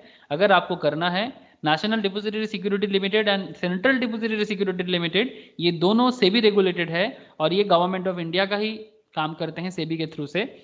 लेकिन आप इनके पास जाके नहीं कर सकते, जो भी करना है आपको ब्रोकर के थ्रू से करना है। DP helps you set up your demat account with the depository. DP act, DP मतलब depository participants act as an agent to the depository. Needless to say even the DP is governed by the regulations laid out by the SEBI. Depository participant मतलब जो brokers होते हैं, DP का मतलब एक होता है डिपोजिटरी, एक होता है पार्टिसिपेंट्स। दैट इज जो ब्रोकर होता है ना सर, मैक्सिमम केस में वही डिपोजिटरी पार्टिसिपेंट्स का काम करते हैं। तो ब्रोकर जो भी करेगा वो सब कुछ सेबी के हिसाब से ही करेगा, ठीक है। तो ये रहा आपका डीमैट और ट्रेडिंग का कॉन्सेप्ट, कहाँ आपका पैसा रहता है, किस तरह से आप मार्केट में अपने आप को बनाते हो, इसका बैकग्राउंड क्लियर है सर, बताइएगा। कोई सवाल है मन में तो भी कर लो। Hello sir. Yes sir. Clear sir. Vikrant, Priyam, नहीं सॉरी रूपम, मैं Yes, बार बार प्रियम बोल रहा हूँ। हाँ sir. Banks play an very straightforward role. Bank का काम बड़ा ही सिंपल है सर, मैं आपको इसको पढ़ने का भी जरूरत नहीं है, आपको मैं यहाँ से दिखा सकता हूँ बैंक क्या करते हैं। यहाँ पर आपको ये ऑप्शन दिख रहा था फंड, अगर आपको ऐड फंड करना है और विथड्रॉ फंड करना है तो किसके थ्रू से करोगे सर? बैंक के थ्रू से करोगे ना। तो this is the work of bank. मतलब विदाउट बैंक आप मार्केट में कुछ नहीं कर सकते, बैंक के थ्रू से ही आपको फंड ऐड करना है और बैंक के थ्रू से ही आपको विथड्रॉल फंड को बैंक में लेना है, ठीक है। आजकल एक चल रहा है सर, अगर आप यूपीआई के थ्रू से लेते हो तो अभी जीरो कॉस्ट में दे रहा है, लेकिन नॉर्मली अगर यूपीआई काम ना करे तो थोड़ा सा फंड ट्रांसफर का और विथड्रॉल का एक चार्जेस ले लेता है, वो अलग थोड़ा बहुत ही लेता है, बहुत ज़्यादा नहीं, डिपेंडिंग ऑन दी कितना अमाउंट उठा रहे हो। वो पेमेंट गेटवे चार्जेस वगैरह होता है ना सर उसको। तो बैंक का काम आपको समझ में आ गया। डीमैट अकाउंट को अगर आपको एक्टिव रखना है तो बैंक अकाउंट से पैसा डालना है। ये वाला थोड़ा देख लो सर, NSCCL एंड ICCCL क्या है sir? NSCCL and ICCCL national security clearing corporation limited and Indian clearing corporation sir, wholly owned subsidiaries of NSE and BSE। मतलब NSCCL आपका NSE का है और ICCCL आपका BSE का है respectively. The job of the clearing corporation is to ensure guaranteed settlement of your trades. For example, if you were to buy one share of Biocon at rupees 446, Biocon एक company है sir, ठीक है। चलो देखते हैं Biocon का क्या situation आज के रेट पे चल रहा है। Biocon देखा, Biocon चलो ऐड कर दिया मैंने Biocon। इसका मार्केट डेप्थ देख लेते हैं, चार्ट पे आ जाते हैं। बायोकॉन का चार्ट खोल दिया सर, कितना चल रहा है बायोकॉन का? बड़ा जबरदस्त गया था सर, 3000 के आसपास चल रहा है क्या बायोकॉन? সেটা তো আইচার মোড দেখাচ্ছে। ओहो सॉरी, तो बायोकॉन किधर चला गया? ओ वही मैं सोच रहा हूँ इतना कि कैसे चला जाएगा। 480 के आसपास देख रहा था, अभी काफ़ी डाउन में है सर, 371 में चल रहा है। हाँ 371 के आसपास। इसका अगर आप थोड़ा फंडामेंटल लेवल देखो, फंडामेंटल लेवल थोड़ा सा देखो तो ये Biocon India limited is a bio pharmaceutical company. हाँ it's a bio pharmaceutical company. Basic idea आपको यहाँ से मिलेगा, डिटेल्स नहीं, बेसिक फंडामेंटल थोड़ा सा आपको समझ में आएगा कि क्या है क्या नहीं है। पर सर आप इसका देखो सर, 1 मंथ का रिटर्न थोड़ा अच्छा नहीं है, बट एक साल में 25% रिटर्न दिया है सर। कुछ मेरा एक स्टूडेंट का अकाउंट में मैं देख रहा था बायोकॉन में। Biopharmaceuticals company engage in the research and development and manufacture of pharmaceuticals, medical, chemical and botanical products। बड़ा अच्छा काम करता है सर बायोकॉन। ओके इसका बीटा देख रहे हो आप, बीटा रिस्क फैक्टर को बताते हैं। ये सब चीज़ें आपको बाद में समझ में आएगा, फिलहाल आपको इतना समझ में आएगा बायोकॉन क्या है। अच्छा बायोकॉन का शेयर का क्या चल रहा है, चार्ट मार्केट डेप्थ में पता चल जाएगा क्या? अरे ये कहाँ से खुल गया? बायोकॉन का खोलना चाहता हूँ, क्या क्या आ रहा है? यस बायोकॉन अभी 371.80 चल रहा है, ठीक है। 371.80, 480 लास्ट रिसेंट ट्रेंड में हाईएस्ट में चल रहा था 480 पे, अभी थोड़ा डाउन ट्रेंड में है। कुछ मार्केट रीजन है, फंडामेंटल रीजन है इसका डाउन ट्रेंड के पीछे, उसका एनालिसिस करने से पता चलता है कि क्यों, क्या रीजन हुआ था, मार्केट अप हुआ था और क्या रीजन हुआ इसका डाउन चला गया। तो फिलहाल यहाँ पर आप देख सकते हो, if you were to buy one share of Biocon at 446 per share, there must be someone who has to sold that one share to you at 446। मतलब कुछ समझ में आया सर? अगर आप बायोकॉन का एक शेयर खरीदना चाहते हो तो उल्टा साइड में एक तो कोई होना चाहिए जो आपको बायोकॉन का एक शेयर सेल करेगा। हेलो बात कुछ समझ में आ रहा है? इट्स प्योर मार्केट सर, जैसे सब्जी मार्केट होता है ना, आप अगर सब्जी मार्केट के सब्जी लेने जाते हो तो सामने कोई तो होगा जो आपको बेचने वाले होते हैं। ये sir no sir. Yes sir, yes sir. Yes sir. जैसे यहाँ पर आप देख रहे हो कि बेस 20 बिड दिख रहा है, ऐसे बहुत सारा बिडिंग चलता रहता है, लेकिन यहाँ पर टॉप 20 दिखाते हैं। वो बीएससी एनएससी के ऑफिस में इसका डेटा रहता है। ऑनलाइन में लोग ऑर्डर करके छोड़ देते हैं, ठीक है। उसमें ऑर्डर जैसे ही करके छोड़ दिया ना, कि कुछ लोग बोल रहे हैं, जैसे कि से फॉर एग्जाम्पल यहाँ पर जो 371 अभी दिख रहा है ना बायोकॉन का, जैसे यहाँ पर जो बाई करने चाहेगा वो क्या बोलेगा, कम में बाई करेगा या ज़्यादा में बाई करेगा। से फॉर एग्जाम्पल यहाँ पर कुछ 20 लोग हैं जो ऑर्डर करना चाहते हैं, 371.8 में करेगा या फिर कम में करेगा, कम में चाहेगा ना। ये यहाँ पर ऑर्डर बुक करके रखा है 370 पे, कुछ 20% ऐसे हैं, ठीक है, कुछ 20 ऑर्डर्स ऐसे हैं, क्वांटिटी कुछ 100 का है, जो चाहते हैं कि 370 में खरीदे। यहाँ पर कुछ लोग ऐसे हैं जो चाहते हैं कि 372 में सेल करेगा। यही होता है ना सर, कुछ 100 शेयर्स, बात समझो। तो सेलर बोल रहे 372, बायर बोल रहे 370, मार्केट में चल रहा है 371। अब ये मार्केट डिमांड एंड सप्लाई में क्या होता है कि अगर एक जन बाई करने का है तो दूसरा जन सेल करने का है। अगर कोई उल्टा साइड में सेल ना करे, ऐसा भी हो सकता है। अगर आपको किसी स्टॉक का बायर ना मिले तो समझना उसका डिमांड नहीं है, अगर सेलर ना मिले तो मतलब समझना कि अभी उस पर्टिकुलर स्टॉक को खरीदने वाले कोई नहीं है। ऐसे भी कंपनीज दिखता है मार्केट में जिसका आपको बाइंग सेलिंग करने में दिक्कत होता है, वो स्टॉप हो जाएगा, उसमें बिडर नहीं दिखेगा, ऐसा भी स्टॉक है। कुछ कंपनी अगर मुझे मिले तो मैं आपको दिखा सकता हूँ। ये आप लोगों को तो ज़्यादा कुछ पता नहीं है अभी। एक कंपनी, कोई ऐसा एक कंपनी, सुजलन एनर्जी क्या हो सकता है, सुजलन में भी हो सकता है।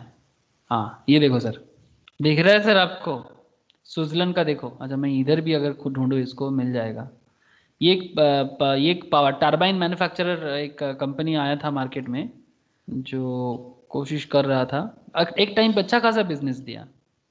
सुजलन अभी अच्छा बिजनेस नहीं दे पा रहे हैं। सुजलन, यस।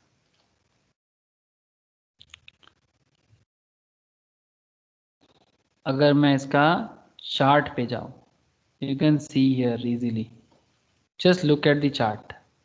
इसका ऐसे बहुत सिचुएशन से देखो, ये मार्केट में काम ही नहीं किया, ये देखो कुछ नहीं है, मतलब सर बाई सेल हुआ ही नहीं है। मतलब अगर कोई बाई भी नहीं किया तो कोई सेल भी नहीं किया, दिखाई दे रहा है सर, कोई कैंडल फॉर्म ही नहीं किया। हेलो, देख रहे हो कि नहीं, समझ में आ रहा है ना? ओके, तो ऐसे भी हो सकता है कि बायर सेलर प्रॉपर्ली मिल नहीं रहा है, वो कंपनी पे डिपेंड करता है, बिजनेस पे डिपेंड करते हैं। नॉर्मली जो बड़े कंपनीज होते हैं ना, जो ऑलवेज मार्केट न्यूज़ में होते हैं ना, उनका बिजनेस चलता रहता है। जैसे कि ये जो Biocon, Eicher motor, Infosys, Reliance, this kind of companies जो होते हैं ना, ऐसे 50 बीएससी सेंसेक्स में टॉप 100-200 कंपनीज, निफ्टी में भी टॉप 500 कंपनीज, इनका बाइंग सेलिंग चलता रहता है। ऐसे तो है 7000 के आसपास कंपनी, 7-8 हज़ार, बट कुछ कंपनीज ऐसे हैं जिनका कभी कभी खोज खबर नहीं होता। लेकिन ये कंपनी के भी अंदर भी ना कभी कभी छुपा रुस्तम रहते हैं, जिसको ढूंढना भी एक बहुत गजब काम होता है, जो बाद में बहुत जोर का आपको स्टॉक को रन कराते हैं। अलग अलग बातें हैं सर, बट आपको धीरे धीरे सब चीज़ में पकड़ आएगा। तो आई होप यू अंडरस्टैंड हियर।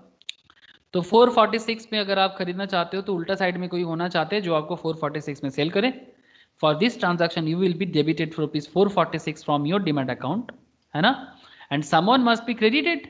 किसी के अकाउंट में अगर 446 डेबिट होगा तो किसी के अकाउंट में 446 क्रेडिट भी तो होगा towards the sale of Biocon. In a typical transaction like this, the clearing corporation's role is to ensure the following.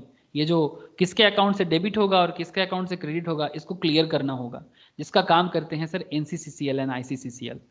Identify the buyer and seller and match the debit and credit process. Ensure no defaults. The clearing corporation also ensures there are no defaults by either party. For instance, the seller after selling shares should not be in a position to back out their defaulting in this transaction. एक बार cell करने के बाद आप backout नहीं कर सकते। For all practical purpose it is okay not to know much about NSCCL और ICCCL, simply because you as a trader और investor would not be interacting with this agencies directly, कभी नहीं करोगे। You just need to be aware, आपको इतना पता होना चाहिए कि आपका शेयर खरीदने के बाद या सेल करने के बाद कौन आपको शेयर बेचा, आपको वो तो नहीं पता चलेगा कि कौन बंदा है। कोई कोई इन्वेस्टर या ट्रेडर तो जरूर होंगे, जैसे आप भी एक ट्रेडर हो। आपको इतना आना चाहिए समझ कि कोई तो होता है जो इस पूरा का पूरा बैकग्राउंड को संभालते हैं। Certain professional institutions which are heavily regulated and they work towards smooth settlement and efficient clearing activity. I hope you understand the clearing system कि स्टॉक बाई करने के बाद उसको कौन देखता है, स्टॉक सेल करने के बाद उसका पूरा का पूरा सेटलमेंट करके आपके अकाउंट में पैसा हिट होगा कि नहीं होगा, इसका पूरा देखभाल कोई तो करने वाला है सर। आप यहाँ पर अनाथ नहीं हो। अनाथ मतलब समझते हो ना कि पैसा डाल दिया पता नहीं कौन देखेगा, ऐसा नहीं है। वो आजकल बहुत लोग बिटकॉइन के बारे में मुझे पूछते हैं, सर बिटकॉइन अच्छा है कि बुरा है। सर बिटकॉइन का कोई रेगुलेशंस नहीं है। अब बिटकॉइन में इन्वेस्ट करोगे कि नहीं करोगे, अब समझ लेना। हेलो, बात sir, कुछ yes, समझ sir. में आया कि नहीं? बैकआउट माने हाँ? की স্যার? মানে কি স্যার? क्या बैकआउट मतलब मुकर जाना,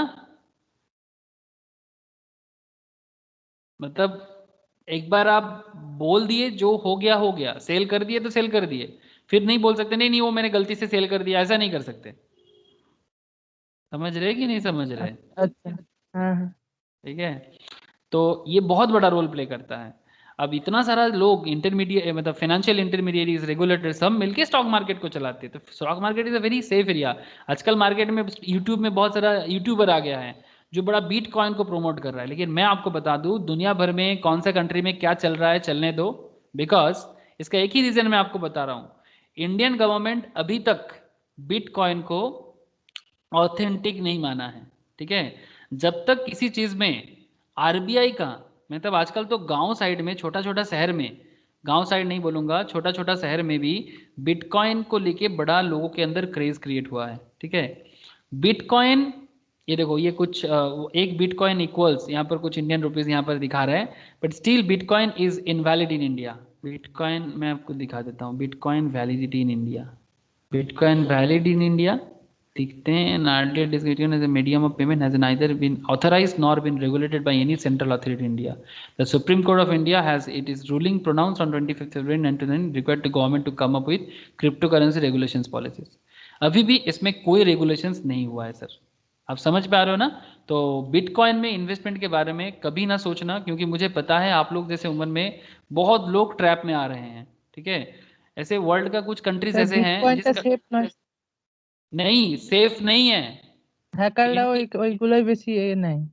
हाँ মানে হ্যাকাররা যারা হ্যাক করে না মানে ম্যাক্সিমাম ওরাও বিটকয়েনই চায় বদলে। हाँ एग्जैक्टली ना, एकदम सेफ नहीं है।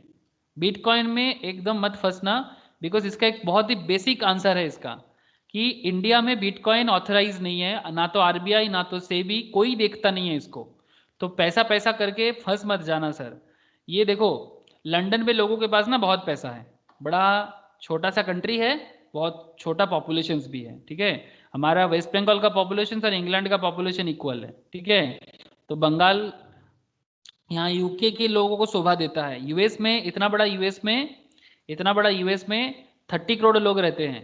ठीक है, तो अगर उनका थोड़ा बहुत पैसा चला भी जाए ना फर्क नहीं पड़ता। तो आई होप यू अंडरस्टैंड। लेकिन बिटकॉइन का क्या बेस है, इसमें अभी बहुत सवाल है।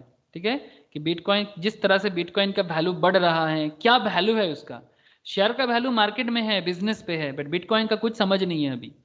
तो इंडिया में एटलीस्ट इसको अभी भी ऑथेंटिक नहीं बनाया गया। तो प्लीज ये मैं आपको बार बार बोलूंगा कि ऐसे मार्केट में बहुत सारा ना भैया लोग मिलेगा आपको, हाँ, जो यूट्यूबर है या फिर यूट्यूबर का दोस्त है, फिर बोलेगा क्या कर रहा है टुकुर टुकुर क्या खेल रहा है। ठीक है, अरे टुकुर टुकुर क्या, 50% कमा के दिखाओ सर, 100% 200% इनकम करके दिखाओ। स्टॉक मार्केट में बहुत सारा एरिया है आपको कमाने का। हाँ, तो प्लीज समझाना लोगों को, फाइनेंशियल नॉलेज लेने के लिए बोलना। बहुत सारी चीजें हैं सर, आप सोच भी नहीं सकते। There are lots of thing जिसमें जो रियलिटी है, जिसमें आप सच में कमा सकते हो और बहुत ही ऑथेंटिक वे में कमा सकते हो। ठीक है, एकदम लीगल वे ऑफ इनकम है। I hope you understand this whole chapter. Next दिन हम लोग आईपीओ स्टार्ट करेंगे, मजा आएगा सर, आईपीओ में बड़ा मजा आएगा। बिजनेस बनाएंगे, न्यू मार्केट में, इकोनॉमी में न्यू कंपनी कैसे आते हैं, डिटेल समझेंगे, बड़ा मजेदार चैप्टर होगा। ओके सर, आज तो इतना ही है। समझ में कितना आया बोलिएगा, कुछ सवाल हो तो कीजिएगा।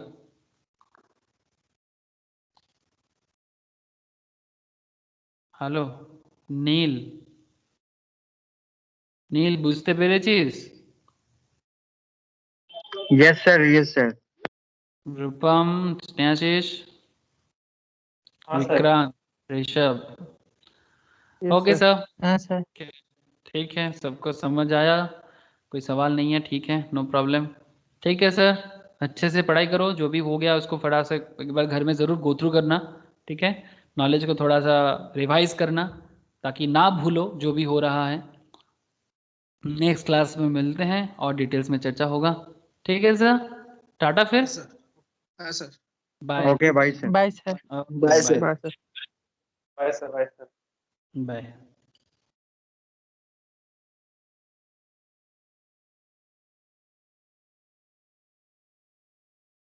सर